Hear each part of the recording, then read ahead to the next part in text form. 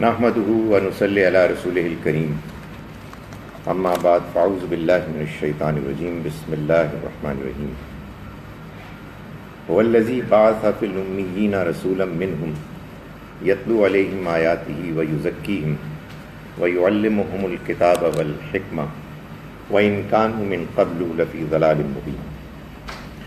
رمضان مبارک کی آمد پر ہم نے دین کو سمجھنے کی غرض سے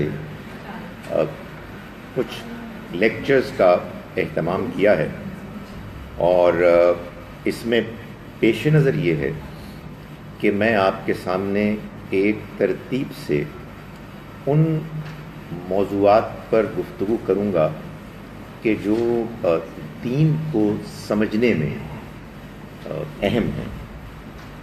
میں ایک ترتیب سے ایک سیکوینس میں گفتگو کروں گا، اور جو بات میں کروں گا میں کوشش کروں گا کہ میں اس کی آرگومنٹس، دلائل پیش کروں، اور 2 گھنٹے کے اس سیشن میں میری کوشش ہوگی کہ میں زیادہ سے زیادہ آپ کے سامنے گھنٹے کی پریزنٹیشن کروں گا، اس سے کم ہی کروں گا۔ نہ میرے پاس اتنی تیاری ہوگی، نہ میرے پاس اتنا سٹیمنا ہے، اور باقی میں یہ چاہوں گا کہ آپ لوگوں کے سوالات ہوں کہ جن کو ہم ڈسکس کریں۔ اس سیشن میں آگے چل کے یہ بالکل ممکن ہے کل ہی سے ایک اور ایڈیشنل ایسپیکٹ بھی آ جائے گا، اور وہ ہے تراویحوں میں پڑھی جانے والی آیات کے بارے میں سوالات۔ تراویحوں میں میں ترجمہ کروں گا، زیادہ سے زیادہ ہو سکتا ہے کوئی ایک آدھ بات ذرا واضح کر دوں، لیکن وہاں کویسچن آنسرز کا امکان نہیں ہوگا۔ تو جو خواتین و حضرات اس میں موجود ہوں گے اور وہاں جو کچھ پڑھا جا رہا ہے اس کے بارے میں ان کے کچھ کویسچنز ہوں گے تو وہ بھی یہیں پر ایڈریس ہوں گے۔ اسی وجہ سے I think it's all the more important کہ میں بہت زیادہ لمبی بات نہ کروں، سوالات اور ڈسکشنز کے لیے مناسب وقت پرووائڈ کیا جائے۔ میرے آج کی پریزنٹیشن کا عنوان ہے کہ دین کیا ہے، یعنی ہم دین کو ماننے والے ہیں، دین کو سمجھنے کی کوشش کرتے ہیں اور دین کو اختیار کرنے کی کوشش کرتے ہیں۔ میں آج جن موضوعات پر بات کروں گا وہ یہ ہیں کہ یہ دین کیا ہے، یہ ہمیں کہاں سے ملتا ہے، اس میں جو باتیں بیان ہوئی ہیں وہ کیا باتیں ہیں، اور اس دین کا مقصد کیا ہے، یہ ہمیں کیوں دیا گیا۔ اللہ نے اپنے بندوں انسانوں کو رہنمائی کے لیے، گائیڈنس کے لیے اپنے ان بندوں کو سلیکٹ کیا جن کو ہم انبیاء کہتے ہیں، جن کے ذریعے سے اس نے اپنا پیغام ان تک پہنچایا۔ یہ جو اللہ کا پیغام اللہ کے بندوں تک پہنچتا ہے اس کو دین کہتے ہیں۔ قرآن مجید میں سورہ شورى میں آیت نمبر 13 میں، سورہ شورى ہے سورہ نمبر 42 اور آیت نمبر 13۔ میں نے تھوڑا سا ہوم ورک یہ کیا ہے کہ یہ جو آپ کے پاس قرآن مجید کا ترجمہ ہے اس کا پیج نمبر بھی for the first time at least تیار کر لیا ہے۔ یہ پیج 968 پہ آپ کو یہ آیت ملے گی۔ اللہ تعالیٰ کا ارشاد ہے کہ شرع لکم من الدین ما وصی بہ نوحا والذی اوحینا الیک۔ اللہ نے تمہارے لیے راستہ کھول دیا، تجویز کر دیا اس وحی کی بنیاد پر کہ جو اس نے نوح پر کی، اور وہی کہ جو ہم نے نازل کی اے پیغمبر آپ پر۔ وما وصینا بہ موسیٰ و عیسیٰ ان اقیموا الدین، اور وہی کہ جو ہم نے موسیٰ اور عیسیٰ پر وحی کی تاکہ تم دین پر قائم رہنے والے بنو اور اس میں کسی تفرقے میں مت پڑو۔ ابراہیم علیہ السلام کا بھی ذکر اس آیہ مبارکہ میں۔ چنانچہ معلوم یہ ہوا کہ اللہ نے اپنے پیغمبروں کے ذریعے سے انسانوں کو جو پیغام دیا وہ پیغام دین ہے، اور یہ پیغام اس لیے دیا کہ تم اس کو اختیار کرو، اس کو مانو، اس کو سمجھو اور اس پر عمل کرو، اور آپس میں لڑو جھگڑو نہیں، تفرقے میں مت بٹو، ایک دین ہے، اس ایک دین کو اختیار کرو۔ اس دین کے بارے میں چند اہم سوالات پیدا ہوتے ہیں جن کے جوابات اللہ تعالیٰ نے ایک آیہ مبارکہ میں دیے۔ وہ سوال یہ ہے کہ یہ دین ہم کو کہاں سے ملتا ہے، اس دین میں کیا کیا چیزیں ہیں کہ جو اللہ نے شامل فرمائی ہیں، اور اس دین کو اختیار کرنے کا نتیجہ کیا ہوتا ہے، اس کو ہمیں کیوں دیا گیا ہے، اس کا مقصد کیا ہے۔ ان تمام باتوں کا جواب، ان تینوں سوالات کا جواب اللہ تعالیٰ نے ایک آیت میں دیا۔ ظاہر ہے بڑی اہم آیت ہے، اور چنانچہ وہ آیہ مبارکہ قرآن مجید میں 4 مرتبہ دہرائی گئی۔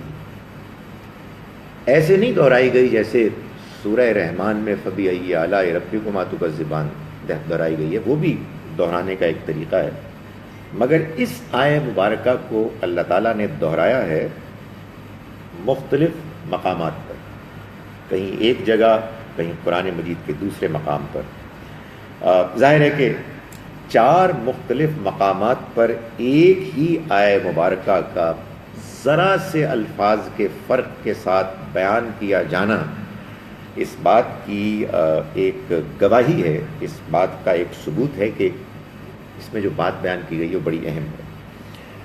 اس میں جو جن آیات میں اس کو بیان کیا گیا ہے ان میں ایک سورہ بقرہ یعنی سیکنڈ سورہ کی آیت نمبر 129 ہے، 129، اور جو آپ کے صفحہ نمبر 40 پر ہے، اور دوسری سورہ بقرہ ہی کی آیت 151 151 میں جو 46 پیج پر ہے۔ تیسری یہی آیہ مبارکہ سورہ آل عمران، تیسری سورہ، تھرڈ سورہ ہے، اس کی آیت نمبر 164 ہے، 164، اور چوتھی مرتبہ اس کو اللہ تعالیٰ نے بیان کیا سورہ جمعہ میں جو 62 سورہ ہے، آیت نمبر 2 میں، جو یہاں آپ کے 1106 پیج نمبر پہ۔ اس میں پہلی جو آیت ہے اس میں اللہ تعالیٰ نے یہ بتایا کہ ابراہیم علیہ السلام نے خانہ کعبہ اللہ کے گھر کے تعمیر کے موقع پر دعا کی تھی، جس دعا میں اللہ نے ایک پیغمبر کے مبعوث آنے کا اللہ تعالیٰ سے اس کے لیے تقاضا کیا تھا، دعا کی تھی۔ اس دعا کی قبولیت کو اللہ تعالیٰ نے بیان کیا سورہ بقرہ ہی کی آیت نمبر 151 میں، کہ وہ جو دعا کی تھی نا، وہ دعا اللہ نے قبول کر لی اور اپنے پیغمبر کو بھیج دیا۔ اور سورہ آل عمران میں اللہ تعالیٰ نے احسان جتلایا اہل ایمان پر کہ اس نے اپنے پیغمبر کو بھیجا، اور اسی بات کو سورہ جمعہ میں بھی بیان کیا گیا۔ میں آپ کے سامنے سورہ جمعہ کی آیت کو بیان کر رہا ہوں۔ اللہ تعالیٰ نے فرمایا کہ یہ سورہ جمعہ کی آیت نمبر، سورہ جمعہ ہے 62 سورہ، آیت نمبر 2 ہے، اور یہ یہاں مصحف میں آپ کے پاس صفحہ نمبر 1106 میں اللہ کا ارشاد ہے کہ وَالَّذِي بَعَثَ فِي الْأُمِّيِّينَ رَسُولًا مِّنْهُمْ، وہی ہے کہ جس نے بھیجا امیوں میں ایک رسول انہی میں سے۔ امی کون ہے؟ یہ بنی اسماعیل کے، عرب کے وہ لوگ کہ جو بنی اسرائیل سے مختلف تھے۔ بنی اسرائیلیوں کے پاس اللہ کا پیغام، اللہ کی کتاب آئی تھی، اور بنی اسماعیلی بغیر اللہ کی کتاب کے تھے، چنانچہ ان کو امی کہا جاتا تھا۔ جو پڑھنے لکھنے سے واقف نہیں تھے. تو اللہ نے اپنے ایک پیغمبر کو بھیجا ان امیوں میں، یتلو علیہم آیاتی، جو ان کے سامنے اس کی آیات کو پڑھ کر سناتے ہیں، ویزکیہم، اور ان کا تزکیہ کرتے ہیں، ویعلمہم الکتاب والحکمہ، اور ان کو کتاب اور حکمت کی تعلیم دیتے ہیں، وَإِن كَانُوا مِن قبل، اور وہ اس سے پہلے لفی ضلال مبین، کھلی گمراہی میں مبتلا تھے. اس آیہ مبارکہ میں پہلے سوال کا جواب یہ دیا گیا کہ ہمیں دین کہاں سے ملتا ہے؟ ہمیں دین ملتا ہے اللہ کے پیغمبر سے. اللہ نے اپنے پیغمبر کو بھیجا اس مقصد کے لیے کہ وہ اللہ کا پیغام اللہ کے بندوں کے سامنے پیش کریں. اس وجہ سے یہ بات اب ہمارے اندر بالکل واضح ہونی چاہیے کہ ہم کو اگر دین حاصل کرنا ہے تو وہ اللہ کے پیغمبر کے ذریعے سے کرنا ہے. اللہ کے پیغمبر اب ہم میں موجود نہیں ہیں، لیکن ان کا دین ہمارے پاس موجود ہے. وہ دین کیا ہے، وہ دین ہم کو کن ذریعوں سے ملا ہے، اس پر میں بعد میں گفتگو کروں گا. لیکن اس وقت میں جس بات کو واضح کرنا چاہتا ہوں وہ یہ ہے کہ ہمارا دین ہم کو صرف ایک سورس سے ملا ہے، اور وہ ہیں اللہ کے پیغمبر صلی اللہ علیہ وسلم. باقی جتنی بھی سورسز ہیں، باقی جتنے بھی انسان ہیں، وہ دین کے خادم ہیں، وہ دین کو سمجھنے سمجھانے والے ہیں، وہ اپنے طور پر دین پیش کرنے والے نہیں ہیں. دین ان پر نازل نہیں ہوا ہے. چنانچہ اس کا مطلب یہ ہے کہ اگر فرض کیجئے کہ کوئی طالب علم یا دین کا جاننے والا آپ کے سامنے دین پیش کرے، تو آپ کا یہ حق ہے کہ آپ اس سے پوچھیں کہ یہ بات آپ کیسے فرما رہے ہیں، آپ کے پاس اس کی دلیل کیا ہے. ہم نے تو یہ بات ایسے بھی سنی ہے. اور دین پیش کرنے والے کی یہ ذمہ داری ہے کہ وہ یہ سمجھائے کہ جس دین کو میں پیش کر رہا ہوں یہ وہی دین ہے کہ جو پیغمبر صلی اللہ علیہ وسلم لے کر آئے. اس لیے دین کی صرف ایک سورس ہے. آپ اگر اس سورس کے بارے میں ان کلیئر ہوں گے تو پھر آپ مسلمانوں کے اندر تفرقے کو، فرقے واریت کو ختم نہیں کر سکتے. This should be absolutely clear کہ دین لانے والی ایک ہستی، انہوں نے ہم کو دین دیا ہے، ہم نے اس کو سمجھنا ہے. جو شخص بھی اس دین کو پیش کرتا ہے وہ ہمارے لیے قابل احترام ہے. ہم کسی کو برا بھلا نہیں کہیں گے، لیکن ایک درخواست مؤدبانہ ضرور کریں گے کہ جب آپ دین پیش کر رہے ہیں تو پھر ہمیں آپ سمجھائیں کہ کیا یہ وہی دین ہے کہ جو اللہ نے اپنے پیغمبر کے ذریعے سے بھیجا ہے، یا یہ کوئی اور بات ہے. تو یہ پہلی بات ہے کہ جو اس آیہ مبارکہ میں واضح کی گئی ہے کہ دین کہاں سے ملتا ہے. دین اللہ کے پیغمبر سے ملتا ہے.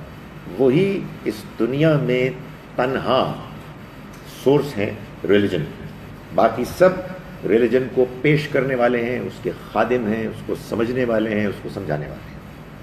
اور اگر آپ مجھ سے اس بارے میں بحث کریں کہ نہیں یہ آپ کی بات جو ہے دین کی بات نہیں ہے، مجھے نرمی سے، مسکراہٹ کے ساتھ، بغیر کسی سختی کے کیے آپ کو بات سمجھانی ہے. And if I don't do it I will fail in my duty. یہ سب کی ذمہ داری ہے. اس لیے کہ اگر میں آپ کے سامنے ہونس کے ساتھ اپنی بات کو امپوز کرنے کی کوشش کروں گا تو اس کا شدید خدشہ ہے کہ پھر میں اپنی باتیں بھی ایڈ کرنے لگوں گا، ناٹ نیسیسریلی جان کے، لیکن یہ ہو جاتا ہے. اس لیے I should always be on my toes کہ آپ مجھ سے پوچھیں اور آپ میری یا کسی اور کی بات اس وقت تک نہ مانیں جب تک کہ آپ کو اطمینان نہ ہو جائے کہ یہ بات وہیں سے آئی ہے جہاں سے کہ دین کو آنا ہے. دین ہمیں ایک سورس سے ملا ہے اور ہمیں اسی سورس سے دین کو لینا ہے اور سمجھنا ہے. کوشچن نمبر 2، اس دین میں بات کیا بیان کی گئی ہے؟ اس سوال کے جواب میں ایک تو فائدہ یہ ہوگا کہ آپ کو سمجھ میں آ جائے گا کہ دین کے کنٹینٹس کیا ہیں، اور جب سمجھ میں آ جائے گا تو ایک دوسرا فائدہ بھی ہوگا کہ اگر میں کوئی آپ کو ادھر ادھر کی بات بتاؤں گا تو آپ کہیں گے پلیز آپ کی یہ بات دین کے کنٹینٹس میں سے کون سے میں سے، ویئر از اٹ فرام؟ سو قرآن مجید نے یہ بتایا کہ جو دین اللہ نے اپنے پیغمبروں کے ذریعے سے پیش کیا یہ مشتمل ہے الکتاب اور الحکمہ پر. وَيُعَلِّمُهُمُ الْكِتَابَ وَالْحِکْمَةَ، پیغمبر تعلیم دیتے ہیں کتاب کی اور حکمت کی. کتاب سے کیا مراد ہے؟ تھوڑی دیر کے لیے میری بات مان لیں. ابھی میں نے کہا کہ میں اپنی طرف سے کوئی بات نہیں کر سکتا، لیکن کچھ تو مجھے بات کرنی ہے. اگر آپ نہ سمجھ میں آئے تو پھر آبویسلی آپ کا رائٹ ہے کہ آپ کوشچن کریں. کتاب سے مراد ہے قانون، لا. ظاہر ہے کہ جب میں یہ بات کروں گا تو آپ کے ذہن میں یہ سوال پیدا ہونا چاہیے کہ بھائی کتاب تو کتاب ہوتی ہے، کتاب سے آپ نے قانون کیسے مراد لے لیا؟ اس کے جواب میں یہ گزارش کروں گا کہ ہر زبان میں یہ الفاظ کے معاملے میں ہوتا ہے، اور عربی زبان میں بھی ایسے ہی ہے، قرآن مجید کی زبان میں بھی ایسے ہی ہے کہ ایک ہی لفظ ہے جو ایک سے زیادہ معنی کے لیے استعمال ہوتا ہے. اور جب ایسا ہو جاتا ہے تو پھر ظاہر ہے کہ آپ لفظ کے بارے میں یہ دیکھتے ہیں کہ وہ کسی خاص موقع پر سیاق سباق میں کس مفہوم میں استعمال ہوا. یعنی بہت سے الفاظ ہر زبان میں ایسے ہوتے ہیں جو ایک سے زیادہ معنی، مفاہیم، میننگز کو کنوے کرتے ہیں. جب ایسا ہو جاتا ہے تو پھر ظاہر ہے کہ مجبوری ہے کہ آپ یہ طے کریں کہ یہ لفظ یہاں جو استعمال ہوا ہے وہ پہلے مفہوم میں ہوا ہے یا دوسرے مفہوم میں ہوا ہے. میں اس کی ایک مثال دیتا ہوں قرآن مجید سے. لفظ ہے عین، وہ جو حرف ہے نا عین، یہ اسی پر مشتمل یہ لفظ ہے. عین یہ نون، اس کا مطلب چشمہ بھی ہوتا ہے جو بہتا ہے، یہ والا نہیں جو بہتا ہے پانی کا، اور اس کا مطلب آنکھ بھی ہوتی ہے. یہ دونوں عربی میں عین کے مفاہیم. اور قرآن مجید میں حسن اتفاق سے دونوں بیان ہوئے ہیں. میں حسن اتفاق اس لیے کہہ رہا ہوں کہ مجھے مثال دینے کا موقع مل گیا اس کے ذریعے سے، نہ ہوتے تو مجھے کوئی اور مثال ڈھونڈنی پڑتی. قرآن مجید میں اللہ تعالیٰ نے بیان فرمایا ہے سورہ مائدہ میں آیت نمبر 45 میں. آپ کے پاس جو قرآن کا نسخہ ہے اس میں 230 صفحے پر ہے کہ اللہ نے اپنا یہ قانون بیان کیا بنی اسرائیل کے لیے کہ ان النفس بالنفس والعین بالعین، جان کے بدلے جان اور آنکھ کے بدلے آنکھ.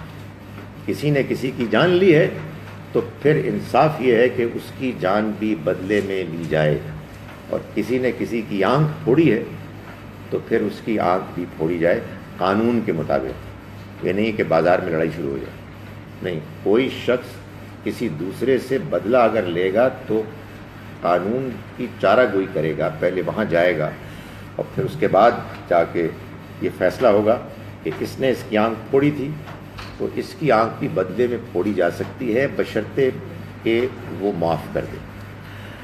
یہ تو ہے آنکھ آپ کی.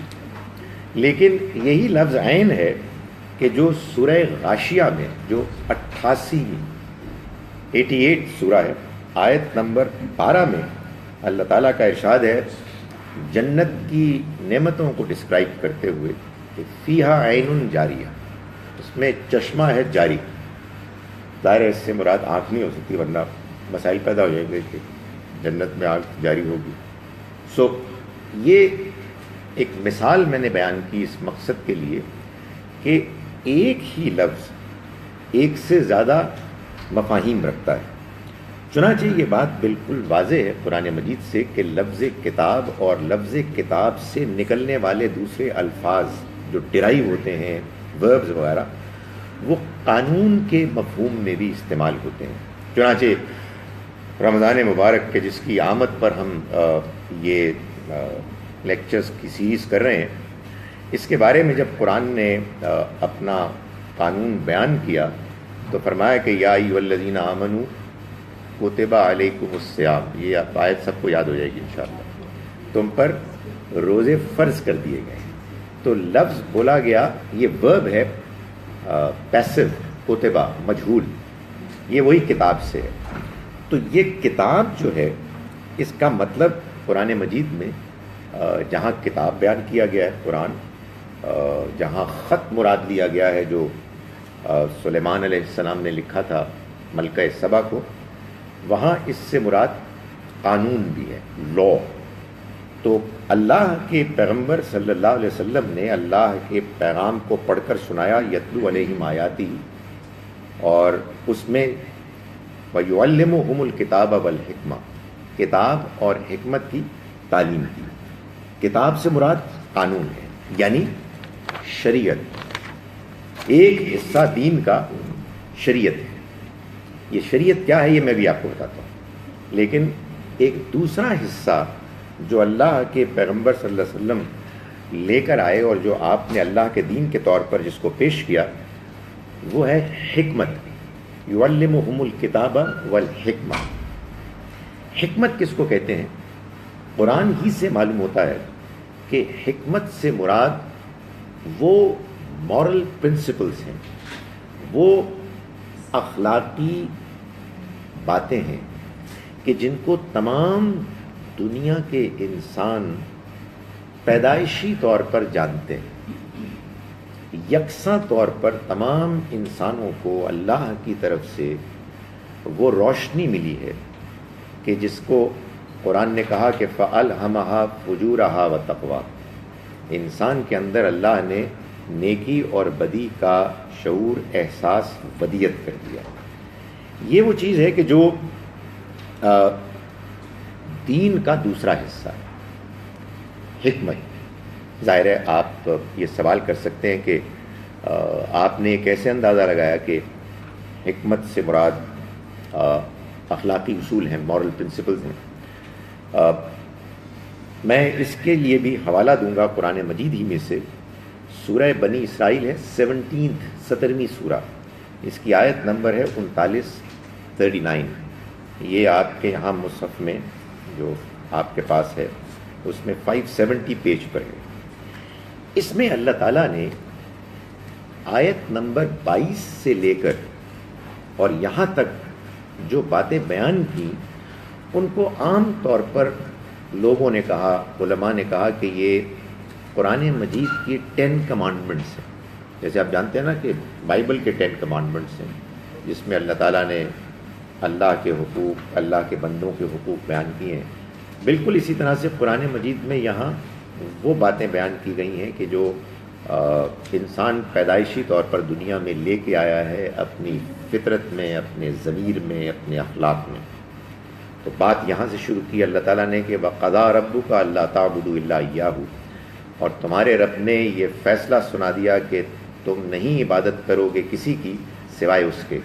وَبِالْوَالِدَيْنِ إِحْسَانًا، اور والدین کے ساتھ حسن سلوک کرو گے.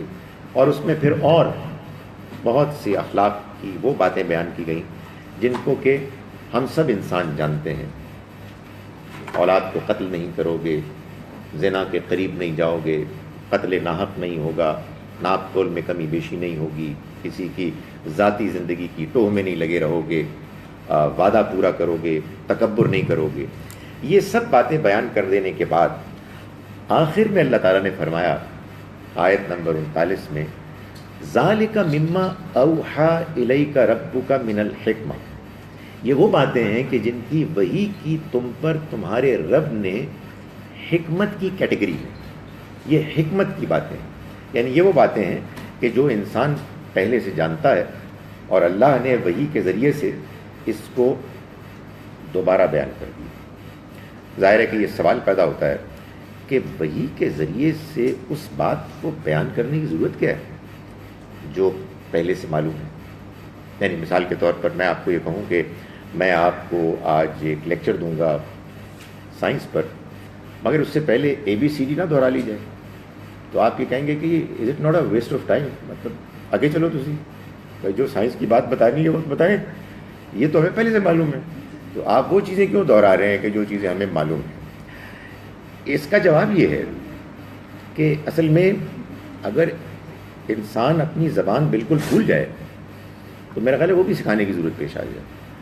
انسان کے اخلاق کا معاملہ یہ ہے کہ انسان اگرچہ کہ ان کو جانتا ہے مگر ان کو بھول جاتا ہے، ان کو اگنور کر دیتا ہے، نظر انداز کر دیتا ہے، جس کی وجہ سے یہ ضرورت پیش آئی کہ اللہ تعالیٰ ان کو اپنی وحی کے ذریعے سے یاد کرائے، ریمائنڈ کرائے. چنانچہ یہی وجہ ہے کہ قرآن نے اپنے آپ کو یاد دہانی کہا. قرآن از اے ریمائنڈ آپ کو کرایا جاتا ہے اس بات کو کہ جو آپ کو پہلے سے معلوم، واٹ یو آلریڈی نو. اگر آپ کو کوئی چیز پہلے سے معلوم نہیں ہے تو پھر اس کو یاد دہانی کہنا ٹھیک نہیں ہے. چنانچہ وہ مشہور آیہ مبارکہ قرآن مجید کی کہ جس میں اللہ تعالیٰ نے اس بات کا اعلان کیا کہ وہ قرآن کو محفوظ کرے گا، وہ سورہ ہجر میں 15ویں سورہ آیت نمبر 9 15:9 انا نحن نزلنا الذکر وانا لہ لحافظون. ہم ہی ہیں کہ جنہوں نے اس الذکر یاد دہانی ریمائنڈر کو نازل کیا اور ہم ہی اس کی حفاظت کریں گے. تو یہ یاد دہانی کیا ہے؟ یہ قرآن ہے. قرآن یاد دہانی کیوں ہے؟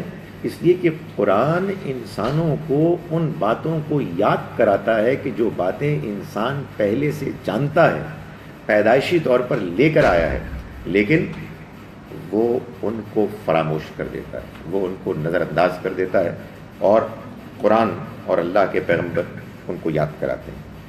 اسی طرح سے قرآن مجید ہی سے معلوم ہوتا ہے کہ انسانی اخلاقیات کے ساتھ ساتھ ایک اور چیز بھی ہے جس کو قرآن نے حکمت کہا ہے، اور وہ ہے ایمان.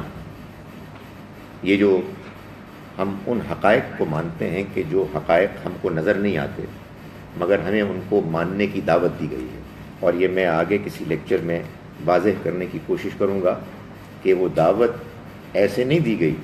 ایک بلائنڈ فیتھ ہے اور کہا گیا ہے کہ چونکہ میں کہہ رہا ہوں مانو اس لیے تم بھی مانو. نہیں، اس کے دلائل دیے ہیں، سمجھایا گیا ہے، عقل کے ذریعے سے اس کو کنونس کیا گیا ہے. لیکن اللہ نے ان کو بھی حکمت کی کیٹیگری میں بیان فرمایا. اس کی وجہ یہ بھی ہے کہ انسان کے اندر اخلاقیات کا موجود ہونا بیان ہی نہیں ہو سکتا، کلیریفائی نہیں ہو سکتا، اس کو جسٹیفائی نہیں کیا جا سکتا جب تک کہ ایمانیات کو اس کے ساتھ پیش نہ کیا جائے. میں جانتا ہوں کہ جھوٹ بولنا بری بات ہے، سچ بولنا اچھی بات ہے. کیوں؟ اس لیے کہ ایک اللہ ہے جس نے مجھ کو بھی ڈیزائن کیا ہے، میری شخصیت کو بھی اور تمام دوسرے انسانوں کی، جس وجہ سے ہمارے اندر یہ انڈرسٹینڈنگ کامن ہے، یونیورسلی ایکسیپٹڈ. اللہ پر ایمان، آخرت پر ایمان. اسی طرح سے اسی اخلاقیات کو جسٹیفائی کرنے کے لیے ضروری ہے کہ بھئی یہ آخر مجھے اخلاقی حص دی کیوں گئی ہے؟ ایسے ہی دے دی گئی؟ نہیں، ایسے ہی نہیں دی گئی، بلکہ اس لیے دی گئی ہے کہ ان اخلاقی اصولوں کی روشنی میں ایک دن اللہ انسانوں کو جواب دہ ٹھہرائے گا. اور یہ جواب دہی ہے کہ جو در حقیقت اس بات کو واضح کرے گی کہ اللہ نے انسان کے اندر اکاؤنٹیبلٹی کے لیے ایک پورا احساس، ایک انڈرسٹینڈنگ اور اس کے اسباب پہلے سے رکھے ہوئے. چنانچہ اللہ نے سورہ شورا کی آیت نمبر 52 میں یہ نبی اکرم صلی اللہ علیہ وسلم کو خطاب کر کے فرمایا کہ آپ نہ تھے کہ آپ جانتے کہ ایمان کیا ہے اور اخلاق کیا ہے، کہ آپ نہ تھے کہ جو جانتے کہ ما تدری مل کتاب ولل ایمان. نہ کتاب کو آپ جانتے تھے نہ ایمان کو جانتے تھے. یعنی یہاں کتاب کی جگہ حکمت کو بیان نہیں کیا گیا بلکہ کتاب کی جگہ ایمان کو بیان کیا گیا. جس سے معلوم ہوتا ہے کہ جہاں اخلاق حکمت ہیں وہیں پر ایمان بھی حکمت ہے. اب یہ سوال پیدا ہوتا ہے کہ اگر دین دو چیزوں پر مشتمل ہے، ایک کتاب یعنی لا اور دوسرے اخلاق کے جو انسان پہلے سے جانتا ہے، تو یہ لا ہے کیا اور اس کی ضرورت کیوں پیش آ گئی اور اس کا کیا تعلق ہے، کیا ریلیشن شپ ہے اخلاقیات کے ساتھ؟ اس کا جواب یہ ہے کہ یوں تو انسان زندگی میں اپنے اخلاقی حس کی بنیاد پر زندگی گزار سکتا ہے. دنیا کی ایک بڑی تعداد میں لوگ ایسی زندگی گزار رہے ہیں، ان کو معلوم ہے صحیح کیا ہے اور غلط کیا ہے. مثال کے طور پر آپ جانتے ہیں کہ دنیا کی اکثر یونیورسٹیز میں، بزنس سکولز میں بزنس ایتھکس پڑھائی جاتی ہے. نہ اس میں کوئی بہت بائبل کا ذکر ہوتا ہے، نہ قرآن کا ذکر ہوتا ہے، مگر تفصیل سے پڑھی جاتی ہے، بحث ہوتی ہے، لوگ ایگری کرتے ہیں کہ بات غلط ہے، یہ صحیح ہے. اس کی وجہ ہے کہ لوگ جانتے ہیں صحیح کیا غلط کیا ہے. اس دنیا میں ہم اندھیرے میں نہیں آئے ہیں، انسان جانتا ہے. تاہم انسان کی اخلاقیات میں بعض اوقات معاملات کرتے ہوئے، بعض اوقات بحث کرتے ہوئے بعض ایسے سوالات پیدا ہو جاتے ہیں کہ جن میں انسان ان کلیئر رہتا ہے، کنفیوزڈ رہتا ہے، اور لوگ اس پر ایگری نہیں کرتے. ان میں سے بعض معاملات، بعض کا انتخاب کر کے اللہ نے اپنا فیصلہ، اپنا ورڈکٹ سنایا کہ یہ صحیح ہے، یہ غلط. مثال کے طور پر اگر بزنس ہی کی بات کی جائے، کتنی باتیں ہیں جو نون ہیں غلط، جھوٹ بولنا، وعدہ خلافی کرنا، مال دینا کچھ، ڈکلیئر کچھ کرنا، اینڈ سو آن، سب جانتے ہیں وہ غلط ہے. لیکن ایک چیز کہ جس کے بارے میں ہمیشہ بحث رہی ہے، ویسے اللہ تعالیٰ کے وضاحت کے باوجود بھی بحث رہی ہے، کہ اگر میں آپ کو ایک اماؤنٹ دوں، ویلیو، کہ آپ اپنے کاروبار میں اس کو لگائیں، اور میں یہ کہوں کہ جی آپ نے اپنے کاروبار میں اس کو لگانا ہے اور مجھے میری لگی بندی ویلیو واپس کرنی، plus a definite predetermined increment, جس کو ہم ربا کہتے ہیں، یہ جائز ہے یا ناجائز ہے، چاہے آپ کو نقصان ہو نفع ہو. تو ظاہر ہے کہ جب ہم بحث کرتے ہیں، اور آج بھی لوگ کہتے ہیں کہ ٹھیک ہے، بعض لوگ کہیں گے نہیں ٹھیک ہے، ہمیشہ ڈیبیٹ رہے گی. اللہ نے اس میں اپنا ورڈکٹ نازل کیا کہ غلط ہے، ربا غلط ہے. یہ ہے اصل میں شریعت. یہ مبنی تو حکمت ہی پر ہے، مگر یہ حکمت کا وہ گوشہ ہے کہ جس میں انسان از خود کبھی کلیئر نہیں ہو سکتا. چنانچہ اس کے بعض ان گوشوں میں کہ جن میں کہ انسان کے لیے اللہ نے اپنی ہدایت کے ذریعے سے فیصلہ سنانا ضروری سمجھا، اس میں اس نے اپنا فیصلہ سنا دیا اور وہ شریعت بن گئی. اس کی بس میں ایک اور مثال دیتا ہوں، اور وہ مثال ہے ہمارے کھانے پینے کی چیزوں. ہم کھاتے ہیں، پیتے ہیں، اور ہمیں معلوم ہے کہ اچھی پاکیزہ چیزیں کھانی چاہیے، اور جو ناپاک چیزیں ہیں وہ نہیں کھانی چاہیے. ناپاک چیزیں کیا ہوتی ہیں؟ ناپاک چیزیں بدبودار ہوتی ہیں، ناپاک چیزیں ناپاک ہوتی ہیں دیکھنے میں، ناپاک جانور ہوتے ہیں، درندے ہوتے ہیں، and so on. You know, انسان جنرلی اسپیکنگ ان کے بارے میں بہت کلیئر ہے کہ یہ کون ہے.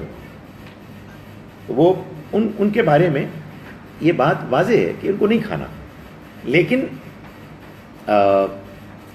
ایک جانور، اکلوتا جانور ایسا ہے کہ جس کے بارے میں عام طور پر انسانوں نے یہ فیصلہ ٹھیک نہیں کیا کہ یہ درندہ ہے یا نہیں، اور وہ ہے سور.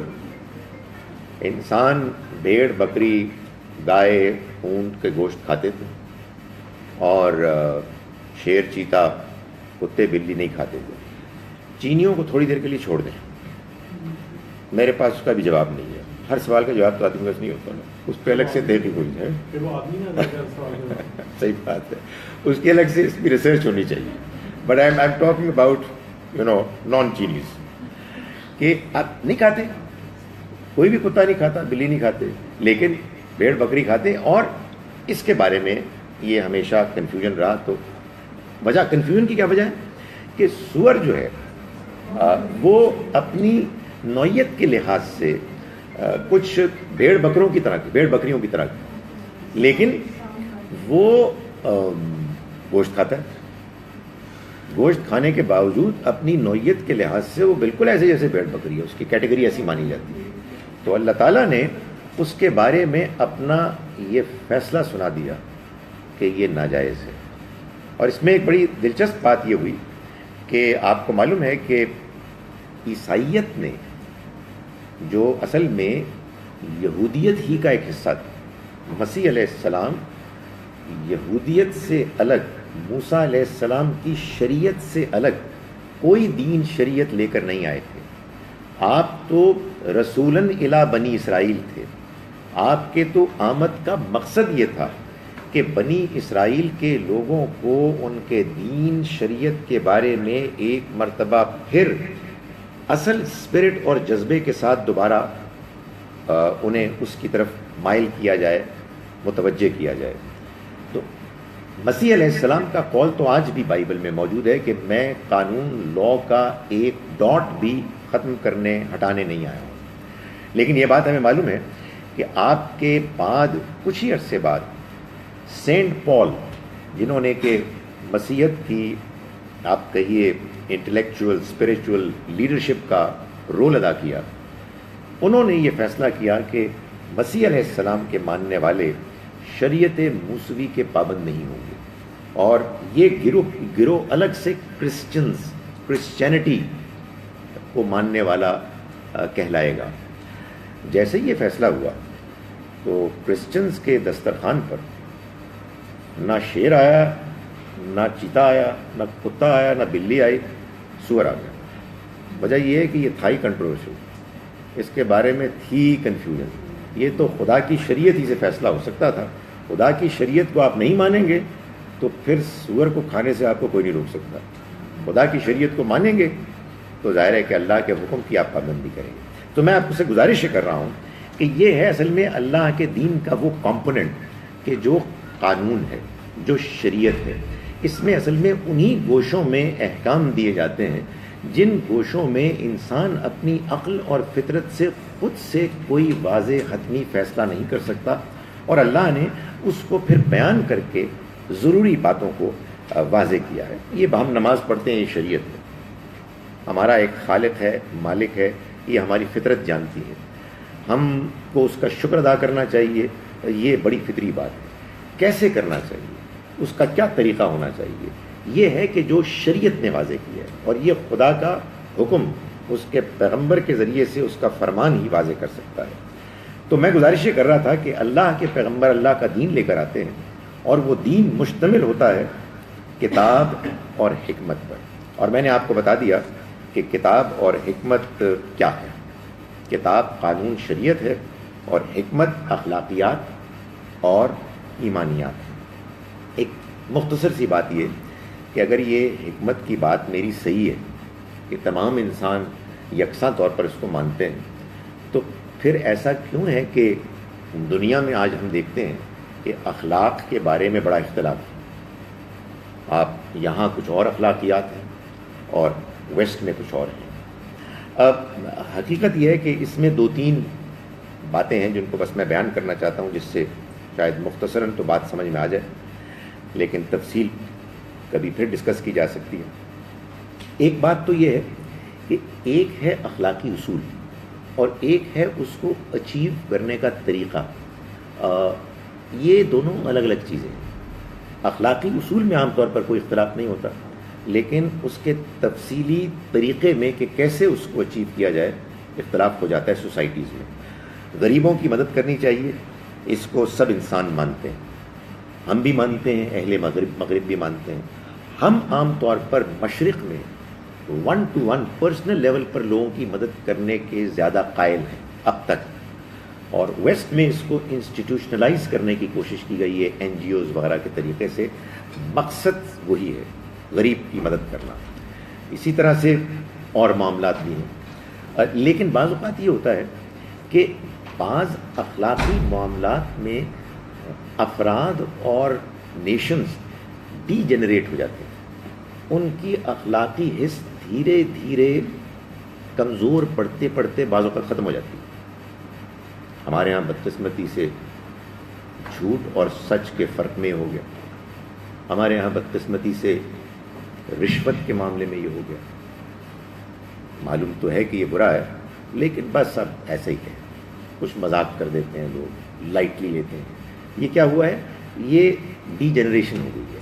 ہمارے اندر کا اخلاق کمزور پڑ گیا ہے, اور کمزور پڑتے پڑتے معلوم ہوتا ہے کہ بعض معاملات میں تو ختم ہی ہو گیا. کچھ یہی معاملہ یعنی ان معاملات میں ویسٹرن سوسائٹی بہت آگے ہے, لیکن ان کے ہاں جو اللہ نے انسان کے اندر ایک حیا رکھی ہے اس کا لگتا ہے خاتمہ ہو گیا. وہاں آزادی کے چکر میں وہ اخلاق کے اس پہلو کو اتنا نظر انداز کر گئے ہیں کہ ان کے یہاں اس میں ڈی جنریشن ہو گئی ہے. یہ نہیں ہے کہ وہ جانتے نہیں, وہ بات موجود تھی. اگر آپ اس کو بھی ٹریس کریں ان کے یہاں تو آپ محسوس کریں گے کہ وہ گریجولی اس کا خاتمہ ہوا ہے.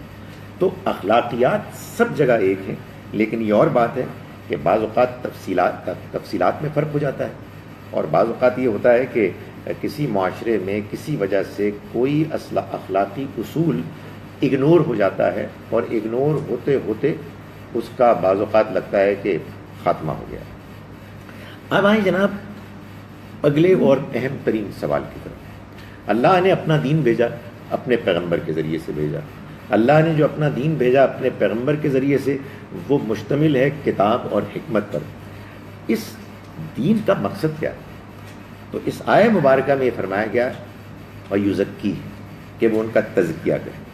اس دین کا مقصد تزکیہ یعنی پاکیزگی حاصل کی جائے, پیوریفیکیشن حاصل کی جائے, اور امپروومنٹ ہو, بڑھوتی ہو, نشو و نما ہو, ریفائنمنٹ ہو, ایکسلنس حاصل کی جائے.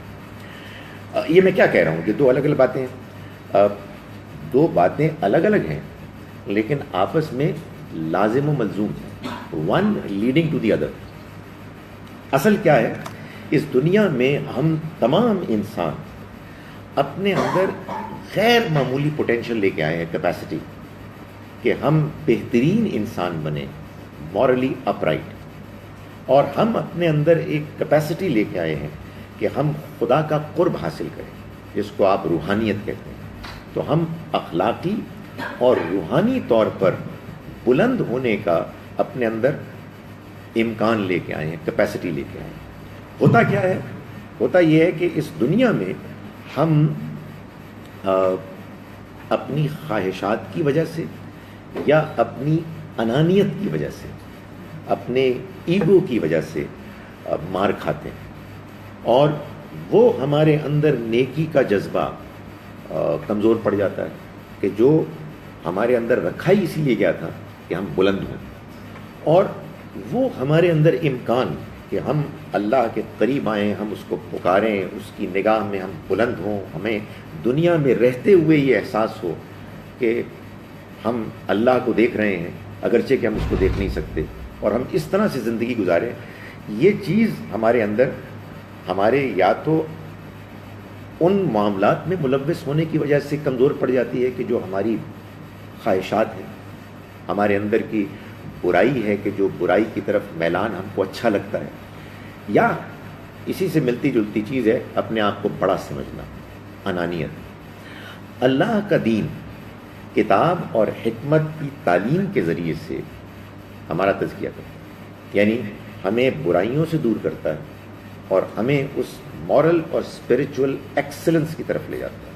یہ اس کا مقصد ہے. دین کا ہر حکم اسی لیے آیا ہے.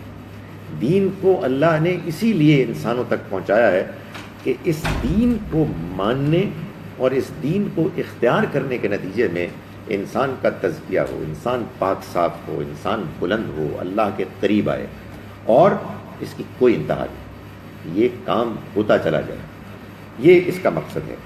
اور یہ مقصد اللہ تعالیٰ نے اس لیے بھی بیان کیا ہے کہ اللہ نے یہ اپنا فیصلہ سنایا ہے کہ اللہ نے اس زندگی کے بعد ایک اور زندگی کا اہتمام کیا ہے, جس میں اس نے ان لوگوں کے لیے کہ جو کامیاب ہوں گے یہ فیصلہ کیا ہے کہ وہ اس جنت میں جائیں گے کہ جس کے بارے میں اللہ تعالیٰ یہ بتاتے ہیں کہ اس میں انسان کو وہ سب کچھ ملے گا جو وہ چاہے گا, بلکہ اس سے مزید بھی ملے گا. وہ نہیں جانتا وہاں کیا کیا خوبی, کیا کیا خوبصورت دل کو لبھانے والی، آنکھوں کو ٹھنڈا کرنے والی نعمتیں موجود ہیں، اس میں نہ اس کے لیے کوئی مستقبل کا خوف اندیشہ ہوگا، نہ کوئی ماضی کا غم پچھتاوا ہوگا۔ اگر انسان خود بھی صحیح عمل اور ایمان کے ساتھ جائے گا، اس کے گھر والے بھی نیکی کے ساتھ جائیں گے اور ایمان کے ساتھ جائیں گے، سب کو ملا دے گا وہاں، اور وہی اصل زندگی ہے۔ یہ زندگی تو ایک امتحان ہے۔ اس زندگی میں کامیابی کے لیے اللہ نے یہ طے کیا ہے کہ اس زندگی میں انسان اگر اپنا تزکیہ کرے گا تو وہاں جائے گا، وہ یہاں پاک صاف ہوگا تو وہ جنت کا مستحق بنے گا۔ اس کو قرآن مجید نے واضح کیا ہے۔ سورہ توبہ میں اللہ تعالیٰ نے نبی اکرم صلی اللہ علیہ وسلم کو سورہ نمبر 9 آیت نمبر 102 یہ بتایا ہے کہ آپ کے جو ساتھی تھے، یعنی جنہوں نے بظاہر آپ کا ساتھی ہونے کا اعلان کیا، اس میں یا تو وہ اعلیٰ ترین لوگ تھے صحابہ کرام کے جو السابقون الاولون تھے، اور وہ بھی تھے کہ جو بعد میں ان کے ساتھ ان کو فالو کرنے والے تھے، والذین اتبعوہم بإحسان، ان سب کے بارے میں اللہ تعالیٰ نے فرمایا کہ رضی اللہ عنہم ورضوا عنہ، اللہ ان سے راضی ہو گیا اور وہ اللہ سے راضی ہو گیا۔ اور کچھ وہ تھے کہ جو نام نہاد ساتھی بنے تھے، وہ منافق تھے، وہ بنے تو تھے اس دعوے کے ساتھ کہ وہ مومن ہیں، لیکن اصل میں ان کی کچھ دنیاوی اغراض مصلحتیں تھیں کہ جس کی وجہ سے وہ ایمان لائے تھے۔ لیکن کچھ درمیان کے لوگ بھی تھے، اور یہ جو درمیان کے لوگ تھے ان سے غلطیاں بھی ہوتی تھیں، جن کو اس آیہ مبارکہ میں اللہ تعالیٰ نے فرمایا کہ خلطوا عملا صالحا وآخر سیئا، وہ ملاتے ہیں، انہوں نے ملائے اچھے اعمال بھی اور برے اعمال بھی، اچھے کام بھی کرتے ہیں، برے کام بھی کرتے ہیں۔ جب بھی میں یہ آیت پڑھتا ہوں تو اپنی طرح کے لوگ کیا جاتے ہیں، ایسا ہی کچھ اچھے کام کیے، کچھ برے کام کیے۔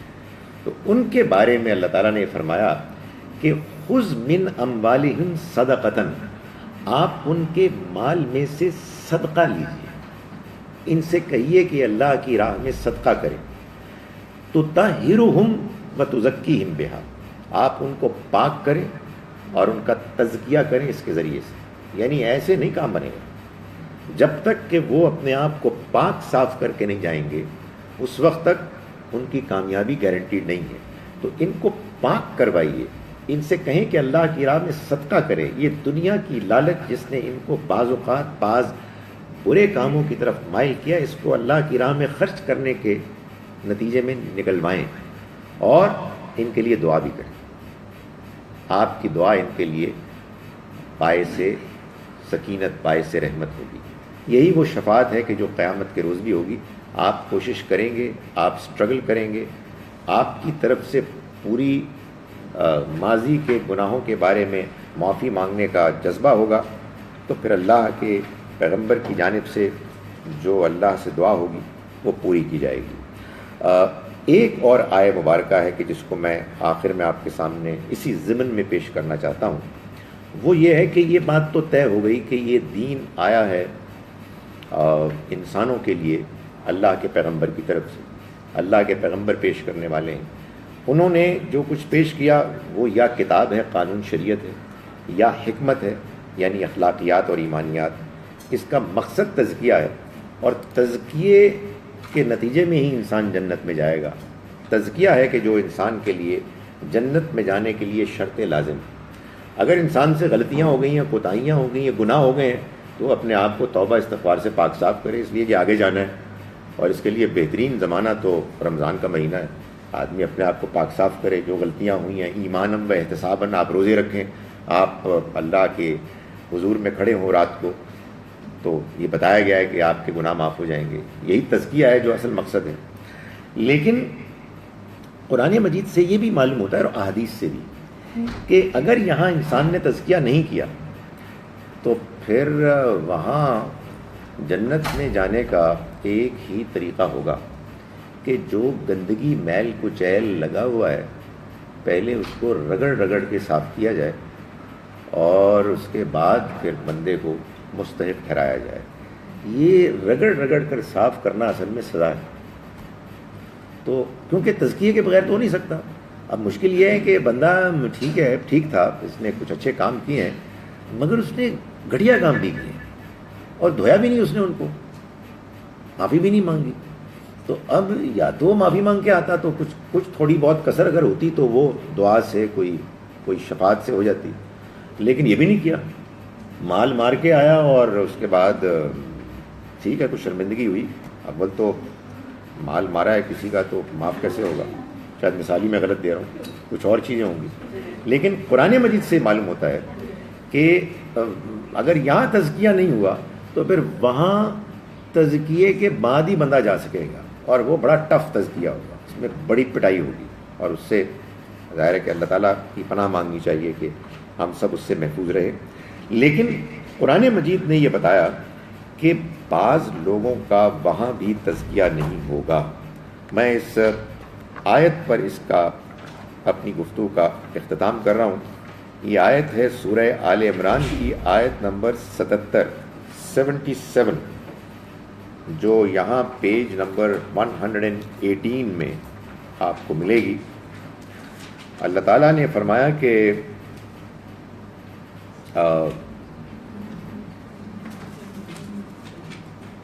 ان الذین یشترون بعہد اللہ، یہ بالکل آخری آیت ہے، تھرڈ لاسٹ لائن میں، یقیناً وہ لوگ کہ جنہوں نے بیچ دیا اللہ سے کیے ہوئے عہد کو، وایمانہم، اور اپنی قسموں کو۔ یہ اصل میں یہودی علماء کے بارے میں بات ہو رہی ہے۔ ان کو اللہ نے یہ کہا تھا کہ وہ نبی اکرم صلی اللہ علیہ وسلم کے بارے میں جو ان کی کتابوں میں پیشنگوئیاں موجود ہیں، اس کی روشنی میں وہ لوگوں کو یہ بتائیں گے جب حضور آئیں گے کہ یہ اللہ کے پیغمبر ہیں اور ہم گواہی دیتے ہیں۔ تو اللہ تعالیٰ نے فرمایا کہ ان الذین یشترون بعہد اللہ و بایمانہم ثمنا قلیلا، وہ لوگ کہ جنہوں نے اللہ سے کیے ہوئے عہد کو بیچ دیا اور اپنی قسم کو بھی، اپنی قسموں کو بھی۔ کیوں بیچ دیا؟ ثمنا قلیلا، تھوڑی قیمت کے بدلے، یعنی دنیا میں ایک شہرت، دنیا میں پاپولیرٹی، کچھ ہوتا ہے نا، ایک انسان کو مذہبی طور پر جب آپ پاپولر ہوتے ہیں تو اس کی اپنی ایک شان ہوتی ہے، سر بڑی شان ہوتی ہے، لوگ آپ سے باتیں پوچھ رہے ہیں، فتوے پوچھ رہے ہیں، آپ کی تعریفیں کر رہے ہیں، تو ظاہر ہے کہ ایک عالم آدمی کو مشکل ہوتا ہے کہ وہ اپنی اس چودراہٹ کو چھوڑے۔ تو یہ یہودیوں کے اندر یہ پیدا ہو گیا کہ ہم کیوں اپنی اس پاپولیرٹی کو چھوڑیں۔ تو فرمایا کہ جن لوگوں نے بیچ دیا اللہ سے کیے ہوئے عہد کو اور اپنی قسموں کو ایک حقیر قیمت کے بدلے، یہ جو میں نے ابھی بتائی قیمت، یہ جو انسان کو دنیا میں ملتی ہے، اولئک لا خلاق لہم فی الآخرہ، یہ وہ لوگ ہیں کہ جن کے لیے آخرت میں کوئی حصہ نہیں ہوگا، ولا یکلمہم اللہ، اور نہ اللہ اس سے بات کرے گا، یعنی ان سے نرمی کے ساتھ بات کرے گا، ولا ینظر الیہم یوم القیامہ، اور نہ ہی ان کو دیکھے گا، نگاہ اٹھا کے بھی دیکھے گا قیامت کے روز، ولا یزکیہم، اور نہ ان کا تزکیہ ہو۔ معلوم ہوا کہ قیامت کے روز بھی تزکیہ ہوگا، ان کا نہیں ہوگا۔ یہ جو بڑے بڑے مجرم ہیں جن کو اللہ نے پابند کیا تھا کہ یہ اللہ کے پیغمبر کے بارے میں لوگوں کو اطلاع کریں گے، بجائے اس کے کہ وہ انفارم کرتے ہیں، انہوں نے اس کو چھپایا، اور اسی طرح کے بڑے بڑے گناہ کرنے والے، لوگوں کو ستانے والے، ان کے حقوق ہڑپ کرنے والے، ان کو قیامت کے روز بھی ان کا تزکیہ نہیں ہوگا، وَلَهُمْ عَذَابٌ أَلِيمٌ، اور ان کے لیے دردناک عذاب ہوگا۔ لب لباب بات کا یہ ہے کہ اللہ کا دین اس لیے آیا ہے کہ وہ ہم کو جنت کا راستہ دکھائے۔ یہ جنت کا راستہ ہم کو اس طرح سے دکھایا گیا ہے کہ ہم اس دنیا میں اپنا تزکیہ کریں، اپنے آپ کو پاک صاف کریں، اخلاقی طور پر اور روحانی طور پر بلند کریں۔ یہ ہم کو حاصل ہوتا ہے اللہ کے دین یعنی کتاب اور حکمت کے ذریعے سے، شریعت کے ذریعے سے، اخلاقیات کے ذریعے سے، ایمانیات کے ذریعے سے، اور یہ سارے کا سارا دین ہم کو ملا ہے اللہ کے پیغمبر صلی اللہ علیہ وسلم کے ذریعے سے۔ اقول قولی ھذا واستغفر اللہ لي۔ جناب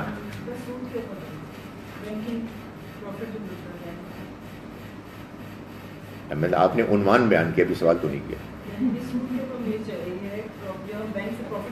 جی دیکھیں، اس میں جو بات بیان ہوگی ظاہر ہے کہ ہر آدمی اپنی ایک انڈرسٹینڈنگ رکھتا ہے۔ میں آپ کو اختصار کے ساتھ اپنی بات بتا دیتا ہوں کہ اگر آپ نے بینک میں پیسے رکھے ہیں اور آپ کو وہ انٹرسٹ دے رہے ہیں، تو جہاں تک تو انٹرسٹ کے اس اماؤنٹ کا تعلق ہے کہ جو انفلیشن کے برابر یا اس سے کم ہے، اس کو تو میں ربا نہیں کہہ سکتا۔ اس کی وجہ یہ ہے کہ آپ نے اگر کسی کو کوئی چیز دی ہے تو آپ کا رائٹ ہے کہ اتنی چیز آپ واپس لے لیں، اتنی ویلیو. اس کے بارے میں ظاہر ہے ہمارے یہاں اختلاف ہے کہ اتنی چیز واپس لینے کا کیا مطلب ہے. جو لوگ کہیں گے کہ کرنسی کی فیس ویلیو اتنی ہی چیز ہے تو وہ کہیں گے کہ 1 روپیہ 1 پائی لینا بھی ناجائز ہے. اور جو لوگ میری طرح کہ یہ کہیں گے کہ آپ نے جو بینک کو یا کسی شخص کو قرض دیتے ہوئے اماؤنٹ دیا وہ اصل میں اماؤنٹ نہیں تھا، وہ پرچیزنگ پاور تھی، اس سے کچھ اشیاء خریدی جا سکتی تھیں.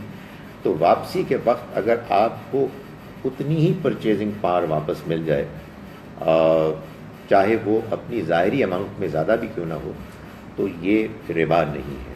لیکن ظاہر ہے اس میں بحث ہے، اور اس بحث میں ہمیشہ دوسروں کی بات بھی غور سے دھیان سے سننی چاہیے اس سے پہلے کہ آپ کوئی فیصلہ کریں. یہ جو زکوٰۃ کا جو ہے کہ 1 سال کے لیے ایک اماؤنٹ اگر آپ کا سیو ہوا ہے تو اس کے اوپر زکوٰۃ دینی ہے. زکوٰۃ جو ہے وہ 3 مختلف کیٹیگریز کی ہوتی ہے جو ہمیں شریعت میں بتائی گئی ہے. ایک زکوٰۃ ہے سیونگز پر، ایک زکوٰۃ ہے پروڈکشن پر، اور ایک زکوٰۃ ہے لائف سٹاک پر.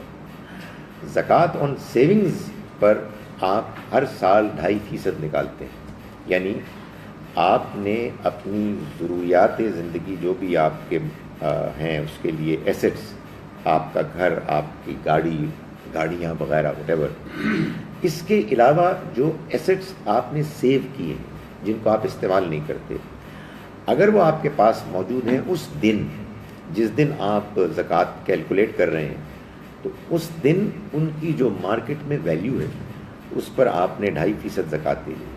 یہ زکوٰۃ کی ایک کیٹیگری ہے. دوسری کیٹیگری ہے پروڈکشن، جیسے آپ کا کھیت ہے اس میں آپ فصل اگاتے ہیں، تو اس کے لیے جو زکوٰۃ ہے اس کو عشر کہا گیا ہے، اور یہ 5% یا 10% of the out put of the produce ہے کہ جس کو دونوں میں بتا رہا ہوں 5 یا 10، یعنی اس کو شریعت نے بتایا ہے کہ دس اور دیٹ.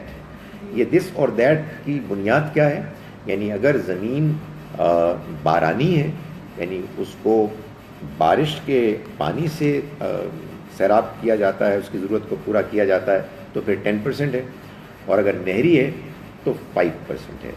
یہ فرق کیوں ہے؟ یہ فرق بظاہر اس لیے لگتا ہے کہ جب آپ نہری زمین پر کاشت کرتے ہیں تو اس میں آپ نہری پانی کے لیے الگ سے انویسٹمنٹ کرتے ہیں. جب آپ بارانی زمین پر کاشت کرتے ہیں تو پھر آپ صرف بارش پر منحصر ہوتے ہیں، آپ کوئی مزید انویسٹمنٹ نہیں کرتے.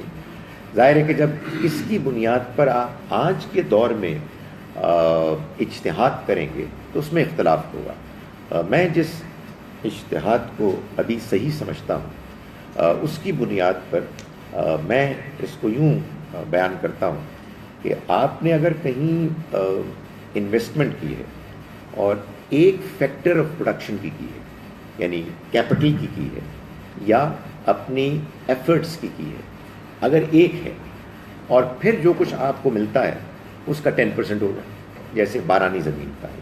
لیکن اگر آپ نے اپنی ایفرٹس بھی اور اپنی انویسٹمنٹ بھی کی ہے اسی کام میں، اسی پروڈکشن پروسیس میں، تو پھر آپ 5% دیں گے، 5% آف دی آؤٹ پٹ.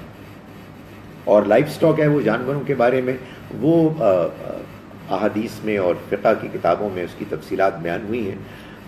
اس میں جنرلی سپیکنگ اس میں بھی جو ریشو پرسنٹیج بیان کی گئی ہے وہ 40/1 ہے، مگر اس کی تفصیلات ہیں. اس میں بعض اوقات یہ 40 بھیڑوں پر 1 بھیڑ کا فارمولا آپ کو بدلا ہوا بھی نظر آ سکتا ہے. اسی میں ریئل اسٹیٹ کو بھی اگر آپ ایکسپلین کر دیں. اسی کانٹیکسٹ میں ایک پلاٹ ہے جو میں نے آج سے 20 سال پہلے 10 لاکھ کا لیا، آج وہ 1 کروڑ بیٹھا ہے، اس کی زکوٰۃ کیسے لگے؟ اصل میں ہمارے ہاں ایک غلط فہمی مشہور اس لیے ہو گئی کہ ہمارے ہاں زکوٰۃ کے معاملات کو اس طرح سے دیکھا گیا کہ جو اس زمانے میں زکوٰۃ دینے کے لیے ایسٹس کنسیڈر کیے جاتے تھے، لوگوں نے محسوس کیا کہ وہی ایسٹس ہیں کہ جو کہیے کہ زکاتیبل ہیں، آپ کی ٹیکسیشن کی زبان استعمال کرتے ہوئے ٹیکسیبل ہیں، زکاتیبل ہیں۔ چنانچہ اس زمانے میں زمین ایسی ہی ہوتی تھی، آپ نے زمین پہ اپنا گھر بنا لیا۔ اب زمین ایک بہت بڑا ایسٹ ہے، بہت ویلیو ہے، تو اصل میں اصول یہ ہے کہ ہر چیز پر جو ویلیوبل ہے زکوٰۃ ہے، بشرطے کہ آپ اس کو استعمال نہیں کر رہے، وہ آپ کی سیونگز ہے۔ تو آپ کو اگر پلاٹس رکھنے کا شوق ہے ضرور رکھیں، مگر اس میں سے الحمدللہ وہ زکوٰۃ نکالیں جس سے غریبوں کا بھلا ہوگا، اور پھر آپ جتنے مرضی پلاٹس رکھیں۔ اس کی پرسنٹیج کیا ہے؟ 2.5%۔ اگر آپ کرائے پہ دے رہے ہو تو اس کا بھی 2.5%؟ جسٹ منٹ، میں ایک کلیریفیکیشن کروں، اس میں میری اپنی انڈرسٹینڈنگ کے مطابق وہ زمین ایک ایکسیپشن ہے کہ جو ایک شخص نے رکھی ہوئی ہے اپنے اس مکان کو بنانے کے لیے کہ جس میں وہ خود رہے گا، اور ابھی وہ کرائے کے مکان پر ہے، اور ظاہر ہے کہ آدمی گریجولی آہستہ آہستہ ہی مکان بناتا ہے۔ پرسنٹیج 2.5 ہے۔ نہیں، اگر آپ نے کرائے پہ دیا ہوا ہے وہ بھی 2.5، سوری وہ 10% ہے، وہ 10%، اس لیے کہ وہ آپ کی انویسٹمنٹ ہے، یعنی آپ نے کیپٹل اس میں انویسٹ کیا، تو وہ 10% آف یور رینٹلز جو رینٹ آتا ہے۔ ایک اور سوال ہے، جی جیسے شیئر مارکیٹ میں اس میں پیسے انویسٹ کرنا،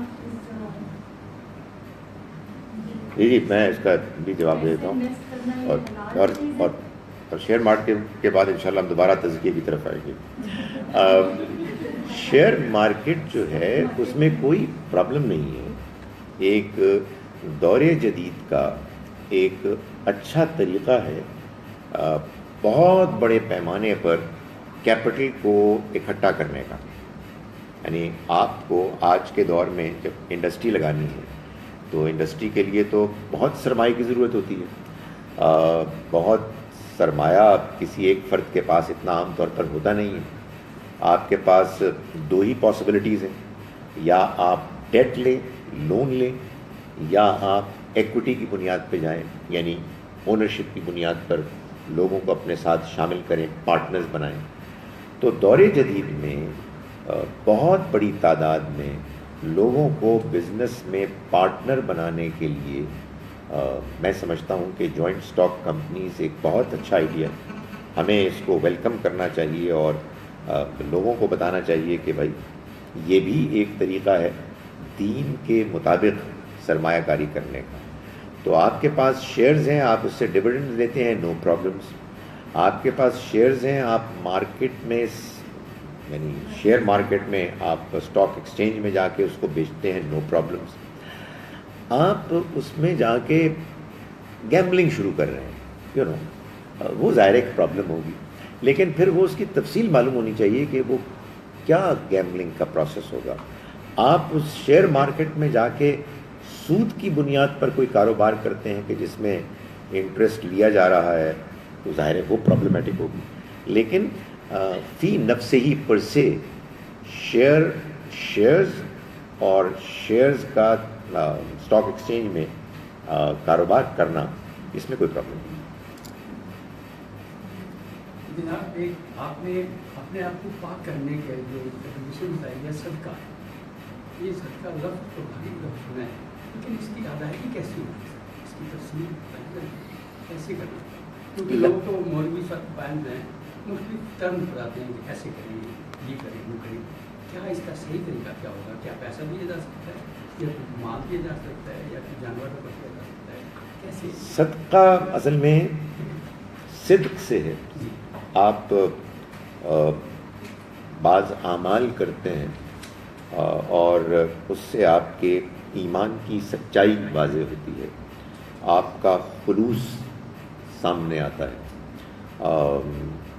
یہ اللہ کے راستے میں خرچ کرنے کے لیے بھی لفظ استعمال ہوتا ہے، اور بعض اوقات اس کے علاوہ بھی نیکی کے کاموں کے لیے ہوتا ہے۔ ہم بہت سنتے ہیں کہ اگر کسی نے لوگوں کو تعلیم دی اور پھر وہ دنیا سے رخصت ہو گیا اور اس کے شاگرد اب اس علم سے فائدہ اٹھا رہے ہیں اور پھیلا رہے ہیں، تو یہ بھی صدقہ جاریہ، یعنی ایک نیکی کا عمل ہے کہ جو جاری ہے۔ کوئی شک نہیں کہ نیکی کے اعمال میں ایک بڑا عمل، خاص طور پر یہ نیکی کا عمل صدقہ وہ ہے کہ جو دوسرے انسانوں سے متعلق ہوتا ہے، خرچ کرنا ہے۔ ظاہر ہے کہ خرچ کرنے میں دو پہلو ہیں، ایک یہ کہ آپ نے اپنے مال کو خرچ کرنا ہے جو آپ نے کمایا اور آپ نے اس سے دوسروں کو فائدہ پہنچانا ہے۔ اس میں ایک قربانی ہوتی ہے جو آپ دیتے ہیں، اس میں آپ کا ایک احساس ہوتا ہے، ایک انڈرسٹینڈنگ ہوتی ہے کہ اصل میں یہ مال میرا نہیں ہے، یہ میرے رب کی عنایت اور فضل ہے کہ جو میں نے تلاش کیا اور اس نے مجھے دے دیا۔ تو جب آپ اس احساس کے ساتھ اس قربانی کے عمل کو کرتے ہیں اللہ کو راضی کرنے کے لیے، ریاکاری کی وجہ سے نہیں، تو یہ بھی ظاہر ہے ایک بڑا نیکی کا عمل ہوتا ہے، جس سے انسان کے اندر کی وہ غلاظتیں، گندگیاں دور ہوتی ہیں کہ جو اصل میں جب غالب آ جاتی ہیں تو انسان دنیا، خواہشات کی طرف مائل ہو جاتا ہے۔ لیکن اس کا ایک دوسرا پہلو بھی ہے، یہ تو ہے اس میں آپ کی طرف کا پہلو، اور اس میں ظاہر ہے آبویسلی ایک بڑی امپورٹنٹ چیز یہ ہے کہ جو مال ہے وہ مال جائز ہو۔ پتہ ہے بندہ فراڈ کر کے آیا ہے اور پھر اللہ کی راہ میں خرچ کر رہا ہے، نہیں، اللہ تعالیٰ کو اس مال کی کوئی ضرورت نہیں۔ پہلے مال صاف ہونا چاہیے، پاک ہونا چاہیے، پھر اس کے بعد اس کو اللہ کی راہ میں خرچ ہونا چاہیے۔ اور دوسری چیز یہ ہے کہ جب آپ اس کو خرچ کرتے ہیں تو آپ کو خرچ کرتے ہوئے ایک ذمہ دار انسان کی حیثیت سے وہاں خرچ کرنا چاہیے کہ جہاں آپ کنونسڈ ہیں کہ ضرورت میں آپ کا مال صحیح سروس دے گا، تو یہ دونوں چیزیں ہونی چاہیے۔ اس میں ظاہر ہے کہ بہت سے ایونیوز ہیں، لوگ مجھ سے پوچھتے ہیں کہ کیا ہم مسجد میں خرچ کریں، تو میں ان کو کہتا ہوں بڑا زبردست کام ہے، بڑی پاکیزہ انویسٹمنٹ ہے، لیکن یہ دیکھ لیں کہ کہیں ایسا نہ ہو کہ آپ خرچ کر کے فرقہ واریت بڑھا رہے ہیں، پتہ لگے کہ محلے میں 2 مسجدیں پہلے ہیں، تیسرے فرقے کی نہیں تھی تو آپ نے اس میں اضافہ کر دیا۔ تو اٹ از یور رسپانسبلٹی کہ آپ اسٹیبلش کریں کہ جو مال آپ خرچ کر رہے ہیں وہ صحیح جگہ پر کر رہے ہیں۔ لیکن میں نے گزارش کی کہ اس کے علاوہ بھی اچھے اعمال، بعض اوقات کوئی آدمی مال نہیں خرچ کر سکتا، ویسے ادروائز سرو کر سکتا ہے، کسی کی خدمت کر سکتا ہے، تو وہ بھی صدقہ ہے۔ اور روایات سے بھی معلوم ہوتا ہے کہ آپ کسی کو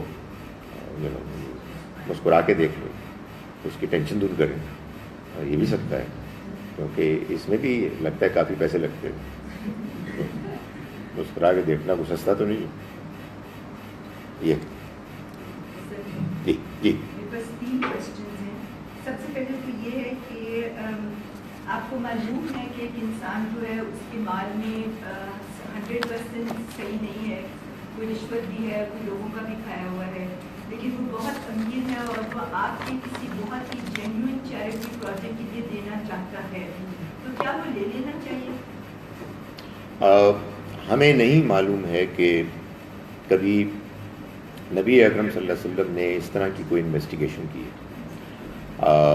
ہمیں الگ سے ان کو تلقین کرنی ہے کہ وہ اپنے مال کو پاک بنائیں، اور ہمیں ان کو نیکی کے کاموں میں آگے بڑھنے کے لیے دعوت دینی ہے۔ اگر آپ مجھ سے یہ سوال پوچھیں کہ کیا کوئی شخص کے جس کے بارے میں ہم کو معلوم ہے کہ وہ حرام مال کماتا ہے، اس کو ہم نماز پڑھنے کے لیے اپنی مسجد میں آنے دیں، تو کیا جواب ہوگا؟ جیسے نماز ہے ویسے ہی صدقہ خیرات ہے۔ ہم جب یہ حرکت کرنی شروع کریں گے کہ ہم لوگوں کے بارے میں یہ طے کرنا شروع کریں گے کہ اس کا مال کتنا جائز اور کتنا ناجائز ہے، تو ہم اپنے آپ کو خدائی فوجدار بنائیں گے جس کا حق کسی کو بھی نہیں ہے۔ ہمارے دور حاضر میں نہ جانے کیوں لوگوں نے وہ کام اپنے ذمے لے لیے ہیں کہ جو کام اللہ تعالیٰ کے کرنے کے۔ اللہ انسانوں کے ایمان اور نفاق کا فیصلہ کرنے والا ہے، اللہ انسان کے جنت اور دوزخ کا فیصلہ کرنے والا ہے، اللہ انسان کے کفر و ایمان کا فیصلہ کرنے والا ہے۔ اس کا فیصلہ کوئی انسان نہیں کر سکتا، اس لیے ہمیں لوگوں کو، خاص طور پر ان لوگوں کو کہ جن کے بارے میں ہمیں یہ خدشہ ہے، اول تو ظاہر ہے کہ انویسٹیگیشن، اگر آپ کو انویسٹیگیشن ٹیم کا ممبر بنایا گیا ہے تو اور بات ہے. اگر آپ کو کوئی رشتے ناطے کا فیصلہ کرنا ہے تو اور بات ہے، ورنہ عام طور پر اس میں زیادہ دلچسپی بھی لینی چاہیے. ٹھیک ہے، ایک یہ بات کہنی اپنی جگہ پر ہے کہ میرا اطمینان نہیں، آئی ڈونٹ فیل کمفرٹیبل، یہ تو ٹھیک ہے. لیکن یہ کہ آپ میرے اور میں آپ کے مال کے بارے میں تحقیق کرنا شروع کروں اور پھر میں مشہور کرنا شروع کروں، یہ بھی کوئی پسندیدہ چیز نہیں. جی سر، دوسرا کوشچن یہ ہے کہ کیا مسجد کو زکوٰۃ کے پیسے آپ لے سکتے ہیں؟ بہت لوگ بہت منع کرتے ہیں کہ مسجد کو زکوٰۃ کے پیسے نہیں لے سکتے. میں شروع میں مجھے ڈسکلیمر دینا چاہیے تھا، لیکن درمیان میں دینے میں کوئی حرج نہیں ہے کہ یہ جتنے بھی جوابات ہیں یہ میرے ہیں اور ان کے غلط ہونے پہ میں ہی ذمہ دار ہوں. لیکن جیسا کہ میں نے آج کی پریزنٹیشن کے شروع میں گزارش کی کہ اصل میں دین تو ایک ہی ہستی سے ہم کو ملا ہے، باقی ہم لوگ جو دین پیش کرنے کی کوشش کرتے ہیں، ہماری یہ ذمہ داری ہے کہ ہم اس دین کو جسٹیفائی کریں کہ یہ پیغمبر صلی اللہ علیہ وسلم کا لایا ہوا دین ہے. حضور نے جو دین ہم کو دیا اس میں جو سب سے بڑی سورس، اور ظاہر ہے کہ سورسز کے بارے میں میں الگ سے گفتگو کروں گا، وہ قرآن ہے. قرآن مجید میں آیت نمبر 60 سورہ توبہ کی وہ آیت ہے 9:60، جو ہمارے عام طور پر مشہور ہے کہ یہ زکوٰۃ کے ایونیوز، زکوٰۃ کی مدات کو بیان کرنے کے لیے زکوٰۃ کہاں کہاں خرچ ہونی چاہیے. اس میں ایک ایونیو جو بیان ہوا ہے وہ ہے فی سبیل اللہ، اللہ کے راستے میں. تو اللہ کا راستہ کیا ہے؟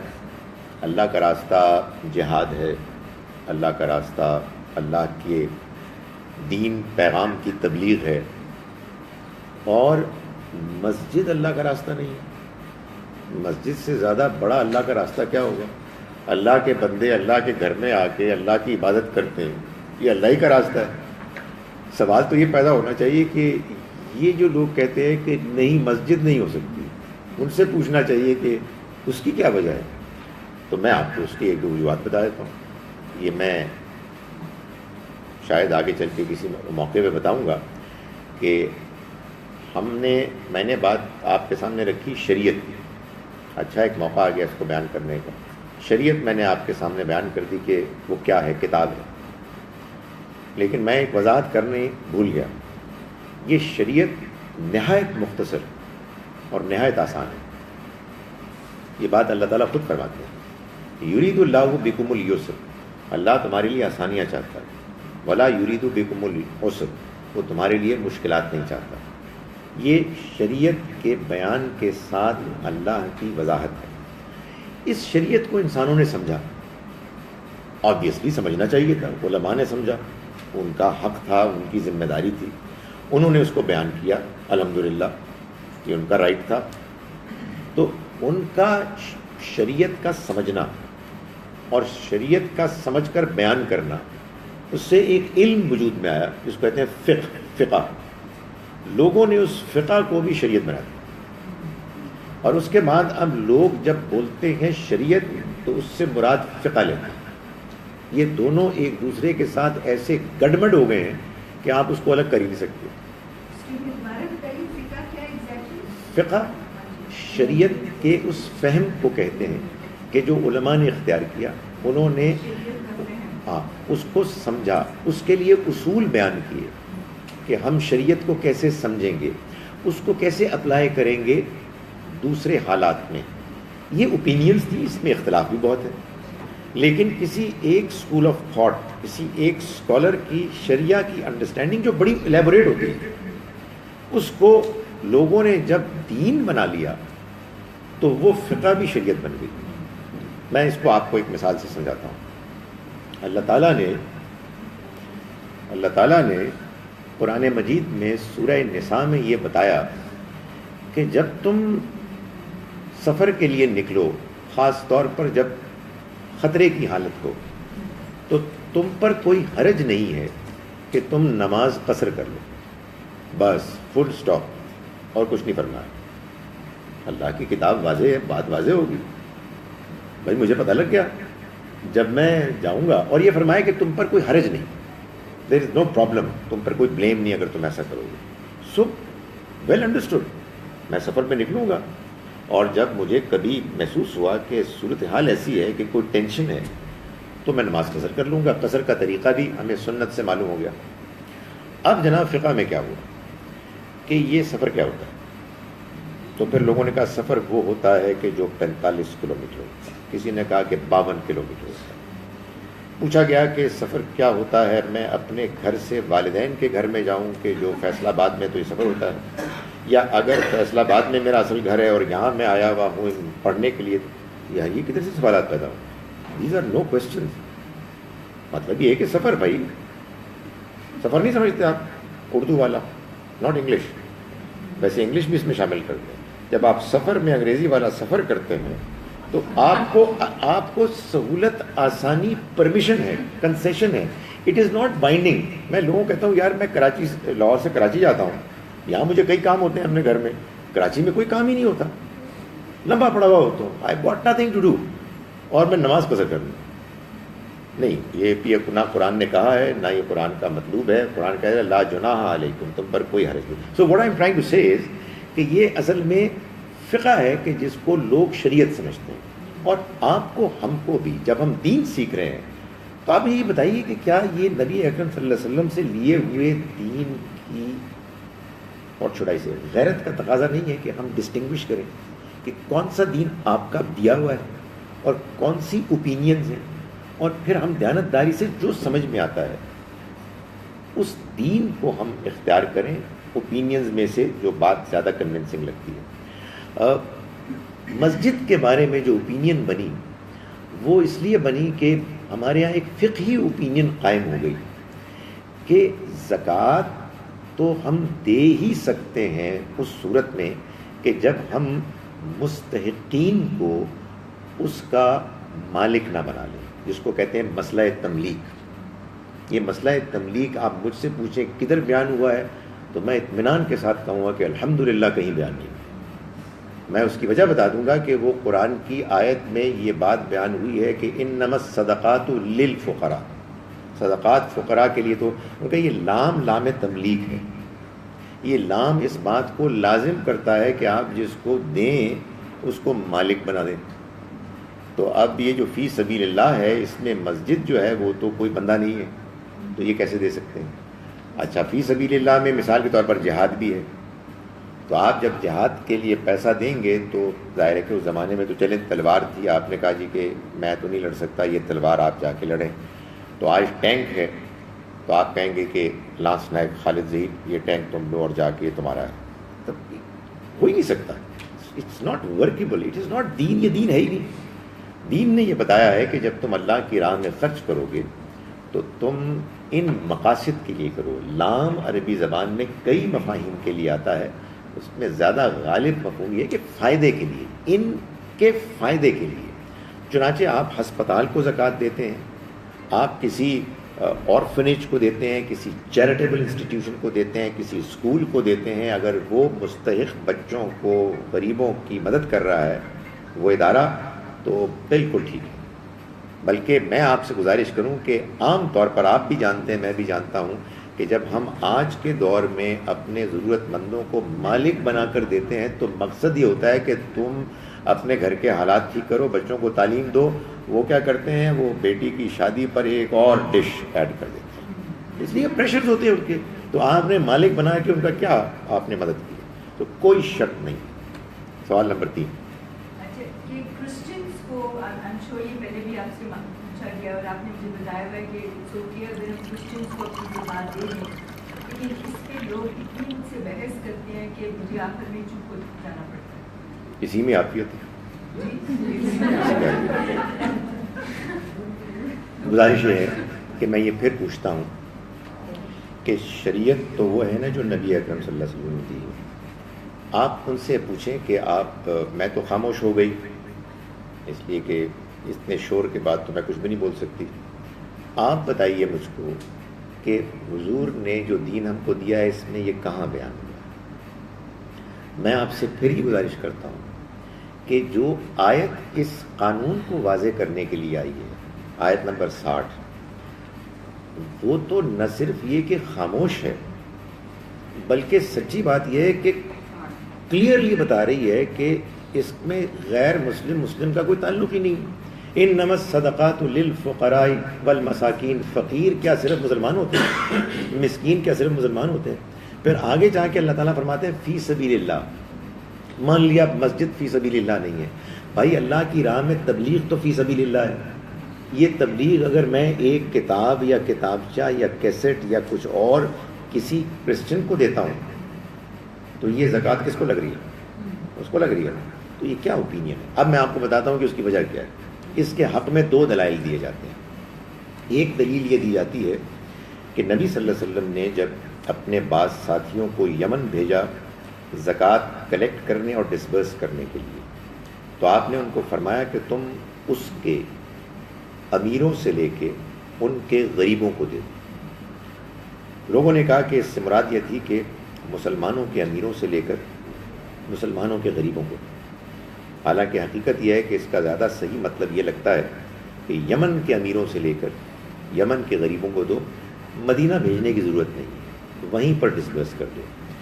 دوسری جو دلیل دی جاتی ہے وہ تو حقیقت یہ ہے کہ ان کی اپنی بات کے حق میں نہیں بلکہ خلاف جاتی ہے۔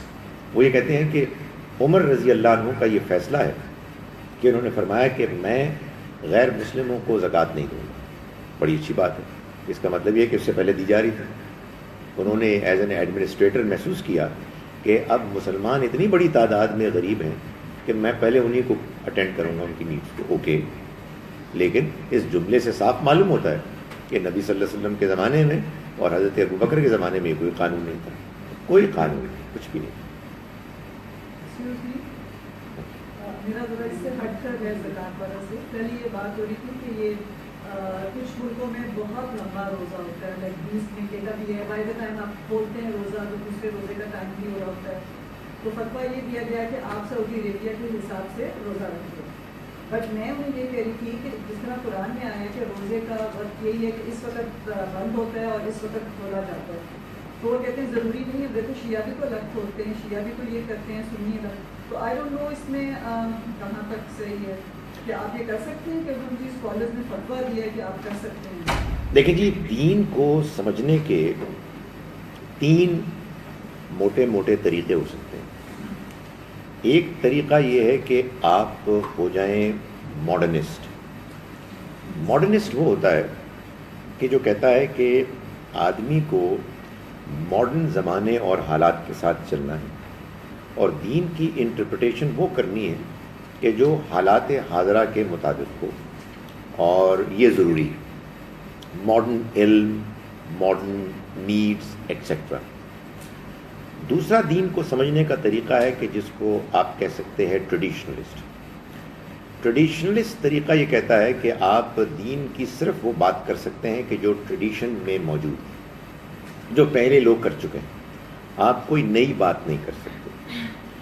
تیسرا طریقہ وہ ہے کہ جس کو کوئی اور لفظ بھی دیا جا سکتا ہے، لیکن میں ٹیکسچلسٹ کہتا ہوں، ٹیکسٹ کے مطابق، کہ آپ نے ٹیکسٹ کو اہمیت دینی ہے، چاہے وہ ماڈرن زمانے کی باتوں سے مختلف ہو، چاہے وہ ٹریڈیشن سے مختلف ہو۔ اصل چیز اللہ کا کلام ہے، پیغمبر صلی اللہ علیہ وسلم کی سنت ہے۔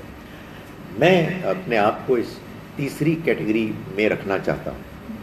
میرے خیال میں جہاں کہیں بھی 24 گھنٹے کا روزہ ہے وہاں روزہ رکھا جائے گا جیسے کہ رکھا جاتا ہے، یعنی صبح سے لے کے سورج کے غروب ہونے تک۔ میں جب اگر رات کے 9 بجے سورج غروب ہوتا ہے اور میں سعودی عربیہ کے وقت کے مطابق 6 بجے روزہ کھولوں گا، تو پھر قرآن کا یہ ٹیکسٹ کہتا ہے کہ ثم اتم الصیام الی اللیل، پھر تم روزہ پورا کرو رات تک۔ شیعہ اور سنی میں کوئی خاص فرق نہیں ہے، سوائے اس کے کہ رات تک کا جو بیان ہے اس کی انڈرسٹینڈنگ میں فرق ہے۔ شیعہ حضرات یہ سمجھتے ہیں کہ رات تک میں رات کا شروع نہیں بلکہ رات میں کچھ آگے جانا بھی ہے. سنی انڈرسٹینڈنگ یہ ہے کہ رات تک سے مراد رات کا بس شروع ہو جانا ہے. تو یہ ایک انٹرپریٹیشن کا فرق ہے. اس میں قرآن کے ٹیکسٹ سے الگ نہیں کوئی رائے اختیار کی گئی.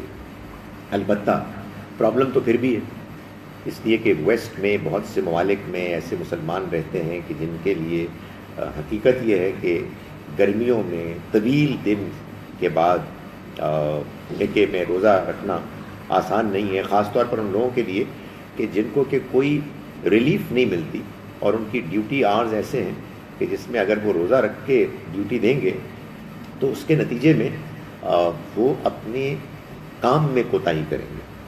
ان کے لیے میرا یہ خیال ہے کہ دین میں رہتے ہوئے کو سلوشن ڈھونڈنا چاہیے. اور دین میں رہتے ہوئے سلوشن یہ ہے کہ یا تو وہ رمضان میں چھٹیاں لے لیں، جیسے کہ چھٹیوں کا حق ہر ایک کو حاصل ہے. اگر یہ ممکن نہیں ہے تو پھر لازماً ویکینڈ میں تو روزے رکھیں، اور ورکنگ ڈیز میں اگر ان کے خیال میں ان کے لیے روزہ رکھنا واقعی ممکن نہیں ہے، یعنی وہ رکھیں گے تو اس میں پھر کوتاہی کریں گے اپنے دوسرے فرائض میں، تو اللہ نے بیماری کی صورت میں اور سفر کی صورت میں جو سہولت دی ہے وہ ظاہر ہے کہ کسی وجہ سے مشقت، ضرورت، پرابلم کے تحت دی ہے. اسی کو ایکسٹینڈ کیا جا سکتا ہے اور ان سے کہا جا سکتا ہے کہ پھر آپ یہ طے کریں کہ یہ روزے جو آپ سے چھٹیں گے، جو آپ اللہ کی دی ہوئی سہولت کے مطابق چھوڑیں گے، ان کو فعدۃ من ایام اخر، آپ دوسرے دنوں میں اس کی گنتی پوری کریں. لیکن ہمیں کوئی حق حاصل نہیں ہے کہ ہم اللہ کے بتائے ہوئے روزوں کے اوقات میں اپنے اجتہاد سے کوئی کمی بیشی کریں، پھر اس کے بعد ہمارے پاس ٹیکسٹ میں کچھ بھی نہیں رہے گا. پھر ہم ماڈرنسٹ ہو جائیں گے اور ہم یہ کہیں گے کہ یہ حکم بھی اب قابل عمل نہیں رہا، اس میں بھی کچھ پرابلم آ گئی ہے. تو پھر بہتر یہی ہے کہ اپنے فہم سے ساری چیزوں کا فیصلہ کریں. روزہ نہیں میرے خیال میں. جی بالکل. مطلب میں یہ کہوں گا کہ یعنی میں صرف اتنی سادہ سی بات کروں گا کہ میرے نزدیک اس طرح سے روزے کو کم کرنا ٹھیک نہیں. بس میں گزارش کروں. دیکھیں بات یہ کہ جب اسٹیٹمنٹ سخت ہوتی ہے نا، پھر خواہ مخواہ ایک بحث شروع ہو جاتی ہے. اس کو اوائڈ کرنا چاہیے. آپ اپنی بات بیان کریں اور بتائیں ہماری یہ دلیل ہے. بس یہ جو ہے نا، یہ جو شدت ہے، اس کے خلاف جہاد کرنا چاہیے. اور اس کے خلاف جہاد خاموشی سے ہی ہو سکتا ہے. دس از مائی اوپینین. واللہ عالم بالصواب. اللہ ہی بہتر جانتا ہے. جی جی میں نے گزارش کی نا کہ 22 گھنٹے والے روزوں سے اب یہ روزے رکھنے والوں سے کہیں کہ تھلے آ جاؤ، ادھر رہتے کیوں ہو. لیکن اگر رہنا مجبوری ہے تو پھر چھٹیاں لے لو. چھٹیاں لینا ہی ممکن نہیں ہے تو جو چھٹیاں ہیں ان میں تو پورے روزے رکھیں اور باقی دنوں میں رکھیں. ان 22 گھنٹوں والوں کو الحمدللہ پھر ایسے دن بھی آئیں گے کہ جو 7 گھنٹے کا 8 گھنٹے کے ہوں گے. تو یہ اللہ کی مہربانی، یؤتی ہی من یشاء، دیتا ہے جس کو چاہتا ہے. تو اللہ کی شریعت کے اندر رہتے ہوئے کام کرنا چاہیے. اس کو ختم کیسے کر سکتے ہیں؟ جی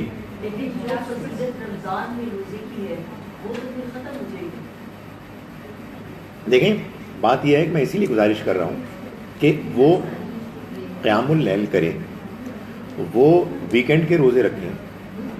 وہ میں اس پر کنونسڈ ہوں کہ ان کے لیے پوری چھٹی لینا ممکن نہیں ہے.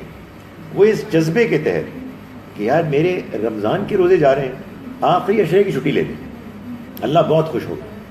وہ اس پر بھی خوش ہوگا کہ میرے بندے نے میری کنسیشن کو بھی اویل کیا، اس پر بھی خوش ہوگا کہ اس نے قربانی دی.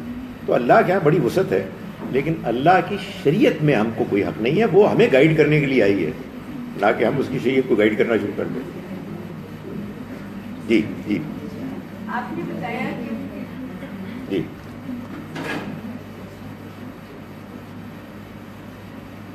آپ نے ہمیں جیسے بتایا کہ جہاں کتاب کا مقصد آتا ہے، بک کا مطلب ہے لا اور شریعت، اور جہاں حکمت آتا ہے اس کا مطلب ہے اخلاقیات. جی لیکن آپ سے پہلے بہت سارے لوگوں سے میں نے پڑھا ہے، تو ہر ایک انسسٹ کرتا ہے کہ حکمت کا مطلب ہے صرف رسول اللہ صلی اللہ علیہ وسلم کی احادیث. کہ بک تو بک آ گیا نا، ایک لفظ وہ پورا قرآن ہر چیز اس میں آ گئی. تو حکمت جو ہے وہ کوئی سیپریٹ چیز ہے، وہ قرآن نہیں ہو سکتی. وہ ظاہر ہے کہ مشکل اس لیے پیش آئی نا کہ قرآن کتاب سے مراد انہوں نے قرآن لے لیا، تو پھر ظاہر ہے کہ حکمت سے مراد قرآن کے علاوہ کوئی چیز لینی ضروری ہوگی. میں نے اسی لیے کچھ ٹائم مجھ کو اسپینڈ کرنا پڑا اس بات کو ثابت کرنے کے لیے کہ ایک ہی لفظ ایک سے زیادہ مفاہیم کے لیے استعمال ہوتا ہے. قرآن میں ہوا ہے، عین کا لفظ میں نے مثال کے طور پر بیان کیا. اور دوسری بات میں نے یہ کہی کہ کتاب، کتبہ، کتبہ یہ لازم کرنے، یہ قانون کے تحت بنانے، واجب کرنے کے لیے آیا ہے. تو چنانچہ یہاں یہ اسی مفہوم میں آیا. پھر یہ غلط ہے، یہ غلط بات ہے کہ جو حکمت ہے اس کا مطلب ہے احادیث. ہم اس سے اختلاف کرتے ہیں، اور میں نے حکمت کی بھی بتا دیا آپ کو. جو حدیث کا معاملہ ہے وہ الگ سے ایک اہم معاملہ ہے. چنانچہ اس کے لیے میں نے ایک الگ سے ایک لیکچر کو کیا ہوا ہے مختص، وہ اس میں ہم حدیث سے متعلق بات کریں گے. میں نے یہ دیکھا ہے کہ ریلیجن کی ڈسکشن میں کسی نہ کسی سٹیج پر، ویسے کافی ارلی سٹیج پر جذبات آ جاتے ہیں. جب جذبات آ جاتے ہیں تو پھر گفتگو نہیں ہوتی، پھر لڑائی جھگڑا ہوتا ہے، بعض اوقات تمیز سے اور بعض اوقات بدتمیزی کے ساتھ. لیکن ہم کو پہلے دیانتداری سے یہ سمجھنا ہے کہ اللہ کے پیغمبر صلی اللہ علیہ وسلم کا لایا ہوا دین ہے کیا. میں نے اسی لیے سب سے پہلا موضوع یہ چنا کہ میں آپ کو یہ بتاؤں کہ یہ دین کیا ہے، یہ دین ہمیں کہاں سے ملا ہے، اس میں کیا کیا چیزیں ہیں جو موٹی موٹی بیان ہوئی ہیں، اور اس کا مقصد کیا ہے. یہاں مجھے اعلان کے لیے کہا جا رہا ہے کہ please request to give their names so that I can add them to our group. Quran notebook pen is a token for Ramzan, so آپ you can bring them daily and take notes. یہ کیا اس میں ایک چیز missing ہے، token from home. اچھا okay. میرا جو سوال میں چاہ رہی تھی آپ کوشچن آنسر کر رہے تو پھر میں انٹروڈیوس کرا دوں. اچھا ٹھیک ٹھیک پہلے آپ جی اپنا سیشن پورا جی. کریں. ایک سوال تھا کہ آج میں صبح حامد سجدہ پڑھ رہی تھی تو اس پہ بہت مجھے کنفیوژن یہ ہے کہ اللہ میاں ایک آیت میں جس میں کہہ رہے ہیں کہ جو کچھ لوگ ہیں جو he condemns right from the beginning, کہ مطلب ہے وہ ان کا اعمال صحیح نہیں ہوں گے، اور وہ پہلے سے ہی جج ایک طرح سے وہ پہلے سے ہی ان کے اوپر ججمنٹ پاس ہو گئی ہوتی ہے کہ they are not going to go on the right path, they are not going to do the right thing. تو یہ ایسے کئی جگہ قرآن میں آتا ہے. تو یہ پھر از دیٹ فیئر کہ کچھ لوگوں کو الگ ہی کیا جاتا ہے کہ بھئی یہ لوگ صحیح راہ پہ نہیں جائیں گے؟ میں وہ آیت ڈھونڈنے کی کوشش کروں. دیکھیں بات یہ ہے کہ قرآن مجید نے اس بات کو واضح کیا ہے کہ، اور اس کے لیے میں الگ سے ایک اور لیکچر ہے کہ اللہ تعالیٰ کے ہاں انسانوں کی ہدایت اور گمراہی کے لیے ایک باقاعدہ ضابطہ ہے. ایک اللہ کے ہاں ایک قانون، ایک طریقہ ہے کہ جس کو فالو کیا جاتا ہے. اللہ نے انسانوں کو اس دنیا میں امتحان اور آزمائش کی غرض سے پیدا کیا ہے. ہر انسان کو اس نے آزادی دی ہے اور اس کو صحیح اور غلط میں فرق کرنے کے لیے اختیار دیا ہے. اس کو مختلف حالات سے گزارا ہے. جب کچھ لوگ تمام تر اپرچونٹیز کے باوجود غلط طریقہ اختیار کرنے پر انسسٹ کرتے ہیں اور صحیح پیغام کے آ جانے کے باوجود اس کو جان بوجھ کر اگنور کرتے ہیں، تب جا کے اللہ کی طرف سے بڑی دیر کے بعد ان کے بارے میں یہ فیصلہ ہوتا ہے کہ اب یہ اس بات کے مستحق نہیں رہے کہ وہ اللہ کے پیغام کو سمجھیں اور مانیں. میں نے ابھی مثال کے طور پر بتایا تھا کہ اخلاقیات سب کامن ہونے کے باوجود ایسا کیوں ہوتا ہے کہ فرق آ جاتا ہے؟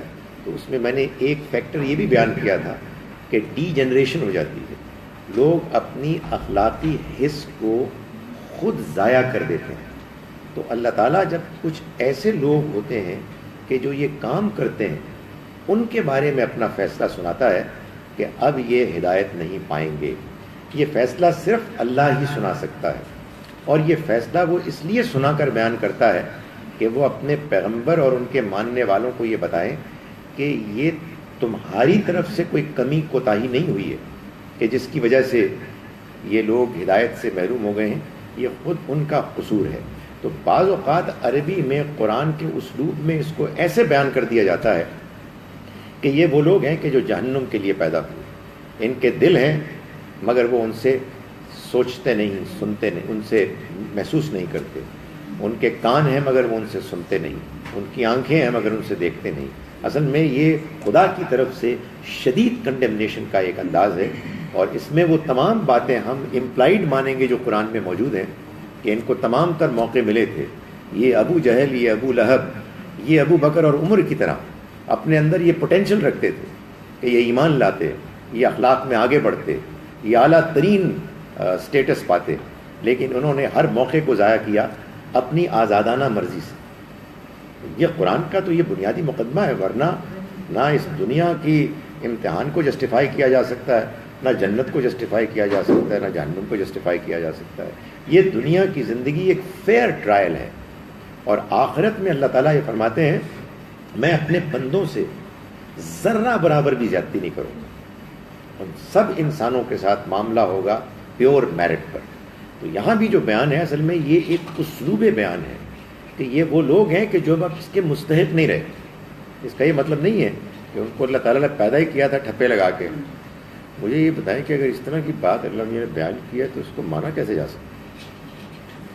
بہت ہی مشکل بات. یہ وہی لوگ ہیں جو اللہ مینشنز ان قرآن کے میں کے دلوں پہ مہر جی وہی بات، اس کو مختلف اسالیب میں بیان کیے گئے. جی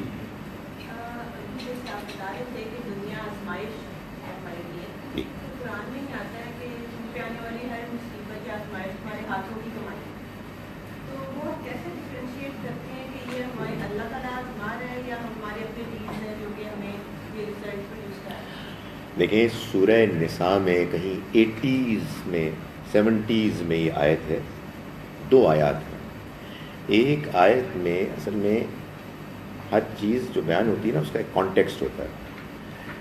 ان منافقین اور کمزور ایمان والوں کو کہا جا رہا ہے کہ جو اپنے اوپر آنے والی مشکلات، خاص طور پر غزوہ احد میں جو سیٹ بیک ہوا تھا، اس میں نبی اکرم صلی اللہ علیہ وسلم کو مورد الزام ٹھہرا رہے تھے. تو اللہ تعالیٰ نے فرمایا کہ یہ جو کچھ ہوا ہے تمہاری وجہ سے ہوا. تم سے یہاں مراد تمام انسانیت نہیں ہے بلکہ تمام مسلمان بھی نہیں ہیں، وہ کمزور مسلمان اور وہ منافق. تو ہمیں یہ بڑی مشکل ہوتی ہے بعض اوقات کہ ہم قرآن پڑھتے ہیں اور اس میں ہم پڑھتے ہیں کہ تم، اور تم سے ہم پوری انسانیت مراد لے لیتے ہیں. جیسے یہ بہت بڑا ایک بلنڈر ہوتا ہے کہ، اور یہ بھی میں آگے بیان کروں گا کہ اللہ تعالیٰ فرماتے ہیں کہ اہل کتاب یہود و نصارہ سے دوستی نہ کرو. تو کہا جاتا ہے کہ ساروں سے نہیں، وہ تو ہے ان اور ان سے. وہ خاص لوگ تھے جن کو پوائنٹ آؤٹ اللہ تعالیٰ کر رہے ہیں. تو یہ اصل میں قرآن کو غلط طریقے سے پڑھنے کا نتیجہ ہوتا ہے. آگے پھر ایک اور آیت آ رہی ہے اسی کانٹیکسٹ میں جس میں اللہ تعالیٰ نے فرمایا کہ جو مصیبت بھی آتی ہے وہ خود تمہارے اندر کی ہوتی ہے. یعنی جو بھی اس طرح کی آزمائش ہوتی ہے اس کا مطلب یہ ہے کہ بعض اوقات یہ ہوتا ہے کہ بعض انسان غلطیاں کرتا ہے اور ان غلطیوں پر اللہ تعالیٰ ٹوکتے ہیں، جھنجھوڑتے ہیں، ہم کو گویا کہ سوتے ہوئوں کو اٹھاتے ہیں. اور بعض اوقات ہمارے اندر کی ان چھپی ہوئی صلاحیتوں کو نمایاں کرتے ہیں کسی آزمائش میں ڈال کر کہ جو ادروائز نمایاں نہیں ہو سکتی تھی.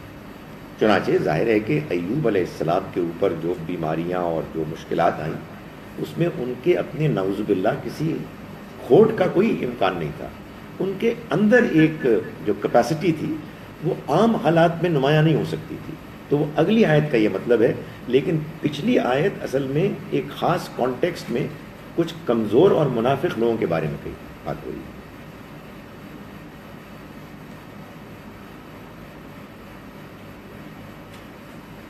الحمدللہ.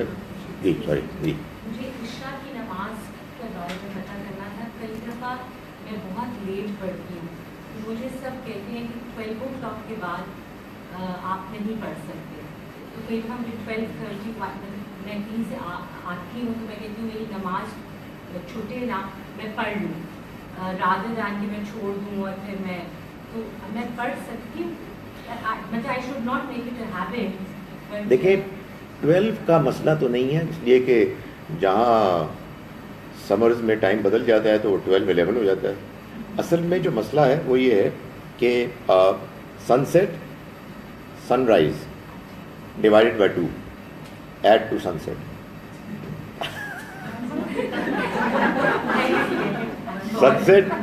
سن سیٹ ہے 6:30 بجے, رائٹ. سن رائز ہے 6:30 بجے, تو یہ ہو گیا 12 گھنٹے. ڈیوائڈ بائی 2 6 گھنٹے, add to sunset 12:30. So midnight جس کو آپ کہتے ہیں, یعنی میں نے کنفیوژن پیدا کر دی. مڈ نائٹ آپ کہیے تو مڈ نائٹ سے پہلے پڑھنی چاہیے. اور اگر آپ کہیں اس طرح کی مشکل میں ہیں اور آپ کو معلوم ہے کہ آپ مشکل میں ہوں گی تو آپ کے پاس 2 چوائسیز ہیں. ایک چوائس یہ ہے کہ بیکاز آف سرٹنٹی کہ آپ اس طرح سے ہوں گی آپ مغرب کے ساتھ پڑھ لیں, اور دوسرا امکان یہ ہے کہ آپ سفر میں ہیں اور آپ کو معلوم ہے کہ ٹائم نکل جائے گا تو آپ سفر کی حالت میں پڑھ لیں, بیٹھے بیٹھے پڑھ لیں. لیکن ٹائم کی پابندی ضروری ہے. ایک سوال ہے, یہ ہینڈلنگ کی ضرورت ہوگی. جی جی یہ جو روزے کا انتہائی سحر ہوتا ہے, کئی دفعہ یہ ہوتا ہے کہ پہلے وہاں کے اذانیں ہو رہی ہیں, کوئی نہیں پانی پی لو اور کوئی نہیں کھانا کھا لو, بچوں کو بھی کہ کوئی بات نہیں. اس کا مجھے ذرا آپ بتائیے گا کہ کس ٹائم پہ the cut of time for the. اس بات کو میں کیسے بتاؤں کہ جو مجھے خود نہیں معلوم. مجھے لگتا ہے کہ یہ ٹائم جو ہم کرتے ہیں نا یہ ایک غیر ضروری طور پر تنگی ہے. لیکن میں اس میں اس سے زیادہ اس لیے تبصرہ نہیں کرنا چاہتا کہ میرے پاس کوئی اس وقت ریسرچ اور کیلکولیشن کے نتیجے میں صحیح ٹائم نہیں ہے. مگر مجھے لگتا ہی ہے کہ وہ 10-15 منٹ کی تو زیادتی ہم کرتے ہیں. وہ اندھیرا ہوتا ہے, باہر نکلے بالکل اندھیرا ہوتا ہے, آپ اوپر بھی چڑھے درخت پہ چڑھ جائیں اندھیرا ہوتا ہے. اللہ بھی یہ کہتے ہیں کہ سفید دھاری اور سیاہ دھاری نمایاں نہ ہو جائے ایک دوسرے سے. ادھر دھاری کیا پتہ شکل میں نظر نہیں آتا ایک دوسرے کو. بٹ میں کہتا ہوں کہ جب تک کہ کوئی اس پہ سالڈ ریسرچ ایک آلٹرنیٹیو سامنے نہ آئے, میرا خیال ہے کہ ڈسپلن کا تقاضا ہے کہ اس کو کرتے رہیں. بچوں کو بس سمجھاتے رہیں کہ کھا لو جلدی کھا لو. نہیں اذان تو کوئی چیز نہیں ہوتی, اصل میں ٹائم ہے. اذان تو آپ کبھی بھی دے سکتے ہیں. جی آپ نے بتایا کہ 12 بجے تک عشاء 12 سے پہلے پڑھ لیا کریں. مڈ نائٹ بہتر ہے عشاء 12 سے. تو پھر کیا تہجد 12 کے بعد شروع ہو پڑھ سکتے ہیں؟ دیکھیے تہجد, کیونکہ اگر عشاء ختم ہو گئی تو اس کے بعد کیا سوئے بغیر, مطلب کیا تہجد کے لیے سونا ضروری ہے, اور کیا عشاء اگر 12 سے پہلے پڑھ لی جائے تو تہجد 12 کے بعد پڑھی جا سکتی ہے؟ دیکھیں ضروری تو میری ووکیبلری میں ہے ہی نہیں سوائے اس کے کہ باقی کوئی ضروری ہو. لیکن تہجد کی نماز ہوتی ہی وہ ہے اپنی بنیاد میں سو کے اٹھ کے آپ پڑھتے ہیں. مگر میں یہ کہتا ہوں کہ اگر آج کل کچھ معاشرت ایسی ہو گئی ہے کہ لوگ لیٹ سوتے ہیں اور ان کو شوق ہے کہ وہ تہجد کی نماز کا فائدہ اٹھا لیں تو پڑھ لیا کریں. مطلب اگر مغرب عشاء پڑھی 12 سے پہلے 10 بجے پڑھ لی تو کیا 1-1.5 بجے کبھی 2 بجے جاگے ہوئے ہیں تو اس وقت تہجد پڑھ لی؟ وہ میں نے گزارش کی کہ تہجد کی نماز اصلاً تو سو کر اٹھنے والی نماز ہے, لیکن آپ کے پاس ٹائم ہے اور آپ کے پڑھنے کا موڈ ہے تو بالکل اس کو اویل کریں. مگر ایک شرط کے ساتھ, فجر کی نماز نہ جائے. پتہ لگے تہجد کی نماز کے بعد ایسے سوئے ہیں کہ الحمدللہ 10 بجے اٹھے, وہ کوشش کریں کہ پھر فجر کی نماز ہو جائے. وہ تو ایسے ہی ہے, یعنی وتر کی نماز ہے ہی تہجد کی نماز. اصل میں یہ تو ہمارے ساتھ جو وطر کی نماز عشاء کے ساتھ ہے، یہ تو ایک پرمیشن ہے، سہولت ہے، آسانی ہے، لیکن وطر اصل میں تہجد کی نماز ہے۔ نبی صلی اللہ علیہ وسلم نے جب بھی تہجد کی نماز پڑھی، اور آپ کے اوپر تہجد کی نماز پڑھنا فرض تھا، یہ ایک ایڈیشنل چھٹی نماز تھی آپ کے لیے، وہ آپ نے جب بھی پڑھی وہ وطر ہی پڑھی، یعنی 11 رکعتیں پڑھی۔ اور یہ وطر کا مطلب ہی آڈ ہے، یعنی شف والوتر ہے نا سورہ فجر میں، تو شف کہتے ہیں ایون کو اور وتر کہتے ہیں آڈ کو، تو یہ وطر کی نماز اصل میں آڈ نمبر کی نماز ہے، تو یہ اصل میں تہجد کے اس میں پڑھی جاتی ہے۔ جنرل کانسیپٹ جو ڈیولپ ہوا تہجد کی نماز کے بارے میں وہ یہ ہے کہ یہ سو کے اٹھ کے نماز پڑھنے والی نماز ہے۔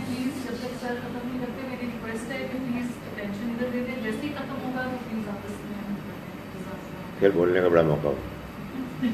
جی، جنرل کانسیپٹ یہ ڈیولپ ہوا کہ تہجد کی نماز سو کے اٹھ کے نماز پڑھنے والی نماز ہے۔ جی، بعض اوقات جیسے آپ نے پہلے بیان کیا کہ آپ کو نیند آ ہی نہیں رہی، تو 2 بج گئے ہیں رات کے، چلو یار نماز پڑھ لیں، تو اس کو ہم تہجد کی نماز کے طور پر پڑھ سکتے ہیں کہ میں نے تہجد کی نماز پڑھ لی اور فجر تک پھر مجھے نیند نہیں آئی تو میں نے فجر پڑھ کے میں سو گیا ہوں۔ تو وہ تہجد کا جو کانسیپٹ جو ہم جنرلی جو دیتے ہیں کہ یہ سو کے اٹھنے کی نماز ہے بیفور فجر، تو اس کو سوئے بغیر بھی پڑھا جا سکتا ہے اور سو کے اٹھ کے بغیر سو کے اٹھ کے بھی پڑھا جا سکتا ہے، دونوں حالتوں میں درست کنڈیشن ہے۔ دیکھیں بات یہ ہے کہ بعض عبادات ایسی ہوتی ہیں کہ جو اصلاً ایک خاص ماحول اور شرط کے ساتھ ہوتی ہیں، جیسے ایسی میں ایک اور نقطہ بیان کرنے کے لیے کہہ رہا ہوں کہ اعتکاف جو ہے یہ مسجد کی عبادت ہے۔ ہمارے یہاں خواتین کو مسجد میں جانے کی اجازت ہی کوئی نہیں ہے، تو اب وہ کہتی ہیں کہ ہم کیا کریں، تو آدمی کہتے کر لیں پھر گھر پہ، لیکن یہ ہے مسجد کی۔ بالکل اسی طرح سے اصل میں تہجد کی نماز جو ہے یہ سو کر اٹھ کر پڑھنے والی نماز ہے، لیکن اگر کوئی سو ہی نہیں پاتا تو نہ پڑھے، نہیں پڑھ لے، یعنی یہ پھر آپ یوں سمجھیے کہ سیکنڈ بیسٹ سلوشن ہوگا، اصل سے کم تر، لیکن بہرحال اس کو اویل کرنے میں کوئی نہیں، اچھی بات ہے۔ آپ کچھ پوچھیں گے؟ رات کو اگر وطر عشاء کے ساتھ نہ پڑھے جائیں اور وہ 3 اگر متوجہ میں پڑھ لیں ٹھیک ہے نا، ٹھیک نہیں ہے، یہی صحیح ہے، یہی اصل ہے۔ اگر ہم تہجد نہیں پڑھتے، لیکن ہم اتنے نہیں ہیں ریلیجس کہ ہم تہجد کے لیے بھی ہم اپنے وطر پڑھ سکتے ہیں۔ وہ تو ہو ہی رہا ہے، مطلب یہ تو ہو ہی رہا ہے، ایسا ہی ہے اس کے، یہ میں صرف یہ کہہ رہا ہوں کہ یہ نبی صلی اللہ علیہ وسلم کی اجازت سے ہو رہا ہے، اور یہ اجازت آپ نے ان لوگوں کو دی کہ جنہوں نے یہ کہا کہ ہم نہیں پڑھ سکتے، تو آپ نے اجازت دے دی، لیکن وطر کی نماز اصل میں تہجد کی نماز ہے، آپ کی آخری نماز ہے فجر سے پہلے۔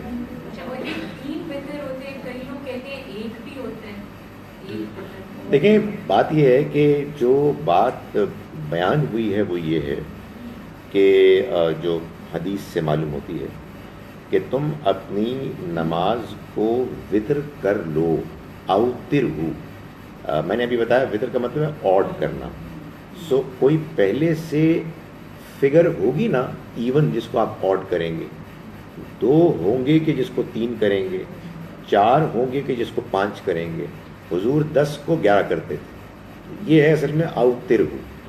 اس لیے جو ایک کہتے ہیں وہ کسی صحابی کا کوئی بیان کرتے ہیں اوپینین یا عمل، لیکن وہ کچھ سمجھ میں نہیں آتا، اس لیے کہ وہ جو 11 کرتے تھے تو 2 تو کر کے پھر آخر میں تو 1 پڑھنا پڑے گا، وہ اصل میں دیکھیں وہ آپ بے شک 1 پڑھیں لیکن اس کے پیچھے بھی تو دیکھیں نا، اور وہ نبی صلی اللہ علیہ وسلم کے کئی طریقے تھے۔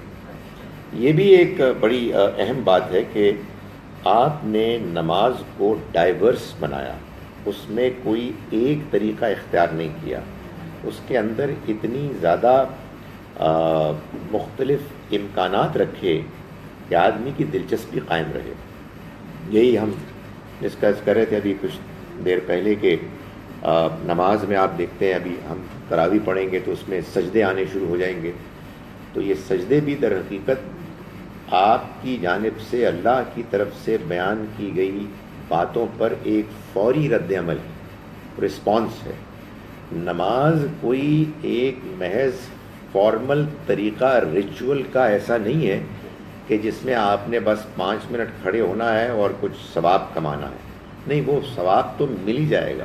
اصل مقصد ہے اللہ کے ساتھ کنیکٹ ہونا، اللہ سے رجوع کرنا، اس سے مانگنا، معافی مانگنا، توفیق مانگنا. اس میں آپ کو اللہ سے باتیں کرنی. وہ باتیں جب تک آپ کو سمجھ میں نہیں آئیں گی کہ آپ کیا کہہ رہے ہیں اس وقت ہو نہیں سکتی. اس وقت تک تو یہ سب کچھ ہم کو کرنا ہے اور اس کا مقصد ہے اللہ کو یاد کرنا. آپ کچھ پوچھے سر؟ جی میں سب ایک سوال جو پہلے روزے کی طرف تھا کہ کچھ جگہوں پہ سورج غروب مڈ نائٹ کے بعد ہوتا ہے، اس میں تو بس اس کو ایکسیپشن مان لیں. میں یہ کہا نا کہ جہاں 24 گھنٹے کا دن ہے وہاں تو آپ کو قرآن کے حکم پر عمل کرنا ہے. جہاں 24 گھنٹے کا دن نہیں رہا وہاں ہمارے پاس ایکسکیوز ہے. اس کو سادہ رکھیں نا. اصل میں جو پرابلم ہے وہ یہ ہے، ظاہر ہے کہ کوئی تھوڑے بہت آگے پیچھے سے فرق نہیں پڑتا، مگر امپورٹنٹ چیز یہ ہے کہ اللہ کا پیغام اور اس کا ٹیکسٹ ہے نا، اس کی ایک سینکٹیٹی، اس کی حیثیت ہے. اس کے بارے میں اگر یہ ہونے لگے یار یہ اب مشکل ہو گیا تھوڑا سا، تو مشکل ہو گیا تو اس مشکل کا حل بھی اللہ تعالیٰ نے بیان کیا. اور وہ حل یہ ہے کہ آپ اس کو بعد میں رکھ لیں. کچھ رکھ لیں ابھی، کچھ بعد میں رکھ لیں، کچھ نہ کچھ کریں. اب ہمارے پاس آخری 4-5 منٹ ہے. آپ نے کچھ اعلان کرنا ہے؟ جی. جو بیماریاں آتی ہیں تو پھر اللہ بھی ہمیں جوڑتا ہے. ابھی بات ہو رہی تھی، 2 ہی باتیں میں نے کی نا، 2 باتیں کی تھی. ایک یہ کہ یہ ایک ٹوکنا جھنجھوڑنا ہے، اور ایک یہ کہ آپ کو موقع فراہم کرنا ہے کہ زندگی گزار لی آپ نے، اب یہ ایک ایسی مشکل ہے جس کو اچھی طرح سے برداشت کر کے اللہ کو راضی کریں. اپنے گناہوں کی معافی کا بندوبست کریں.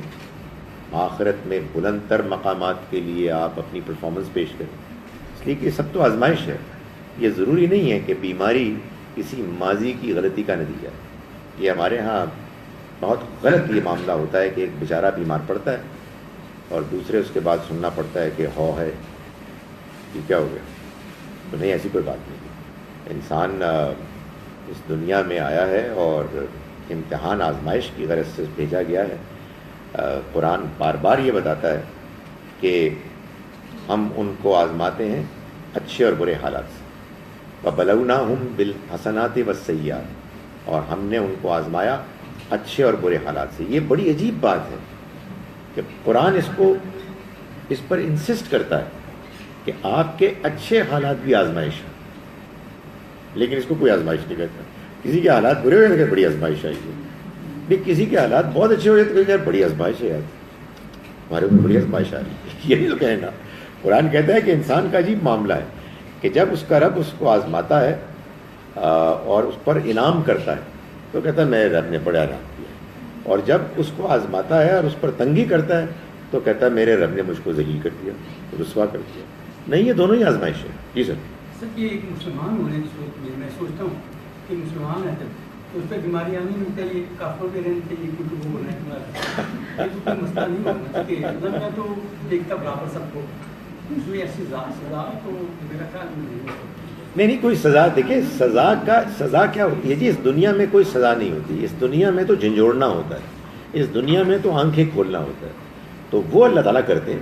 اور سچی بات یہ ہے کہ جس کے ساتھ بھی کوئی بیماری، کوئی تنگی ہو، وہ اس بات پر ضرور غور کرے کہ کہیں ایسا تو نہیں ہے کہ مجھ سے غلطی ہو گئی. میں آپ کو نہیں کہوں گا، آپ مجھے نہیں کہیں گے، میں اپنے آپ سے پوچھوں گا، آپ اپنے آپ سے پوچھیں گے. یہ ایک ہمارے یہاں بہت بڑی بیماری ہے، مذہبی بیماری، کہ کسی کے ساتھ کچھ ہوتا ہے تو ہم اپنے اوپینینز کے چھریاں تیز کر دیتے ہیں. نہیں اس کے ساتھ دیکھا یہ ہو گیا، میں تو پہلے ہی کہتا تھا کہ یار بندہ ہی ٹھیک نہیں. اب بتاؤ نہیں، انسان کو اس دنیا میں بندہ بن کے رہنا چاہیے، اللہ میاں نہیں بننا چاہیے. اللہ تعالیٰ اپنے کام خود کرے گا اور اللہ سے ڈرنا چاہیے. ہو گیا ہی ٹائم پورا ہی. آپ لوگوں کا بہت شکریہ. انشاءاللہ کل پھر ملاقات ہوگی، چاہے رمضان میں چاہے غیر رمضان میں. جی میں میرا خیال ہے کہ ٹاپکس اگر آپ ان کے اس میں شامل ہو جائیں تو آپ ان کو بھیج دیں. کل میں ہمارے دین کے جو مختلف فیچرز ہیں، پہلو نمایاں، ان کو بیان کروں گا. آج تھا نا دین کیا ہے اور اس کا مقصد کیا ہے، کل اس سے متعلق کچھ اور چیزیں ہیں جو مجھے بیان کریں. تراویح اگر آج اعلان ہو گیا کہ آج چاند نظر آ گیا ہے تو ہمارے ہاں 8:45 بجے یہیں عشاء کی نماز ہوگی، اور 9 بجے سے ہم تراویحاں ایسے شروع کریں گے کہ 20 تراویحاں پڑھیں گے 4 تراویحوں کی شکل میں، اور ہر 4 تراویحوں کے سیٹ سے پہلے بندہ ناچیز ان تراویحوں میں پڑھی جانے والی آیات کا ترجمہ کرے. تو وہ ترجمہ آپ سن لیں گے، اس کے بعد تراویحاں ہوں گی. تو یہ اگر آج چاند نظر آ گیا تو آج 8:45 بجے عشاء کی نماز ہوگی اور 9 بجے تراویحاں شروع ہو جائیں گی، ورنہ کل تو ہوں گی صحیح انشاءاللہ.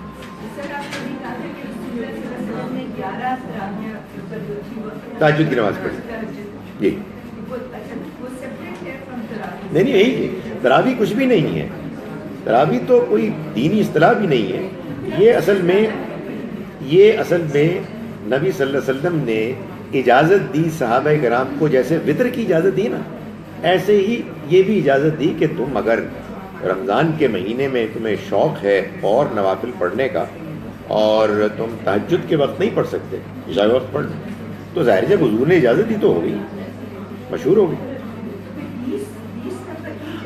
جو صحابہ کرام پڑھ رہے تھے عام طور پر وہ 20 پڑھ رہے تھے. حضور نے ہمیشہ 11 پڑھی، انہوں نے عام طور پر 23 پڑھی. لیکن امام مالک کی جو فقہ ہے اس میں 39 بھی ہیں. کہنے کا مقصد یہ ہے کہ نمبر کچھ ہے ہی نہیں، یہ بھی پڑھ سکتے ہیں وہ بھی پڑھ سکتے ہیں، کبھی یہ پڑھ سکتے ہیں کبھی وہ پڑھ، ہے ہی نفل. تو نفل میں کوئی تعداد کی پابندی کیا ہوتی ہے؟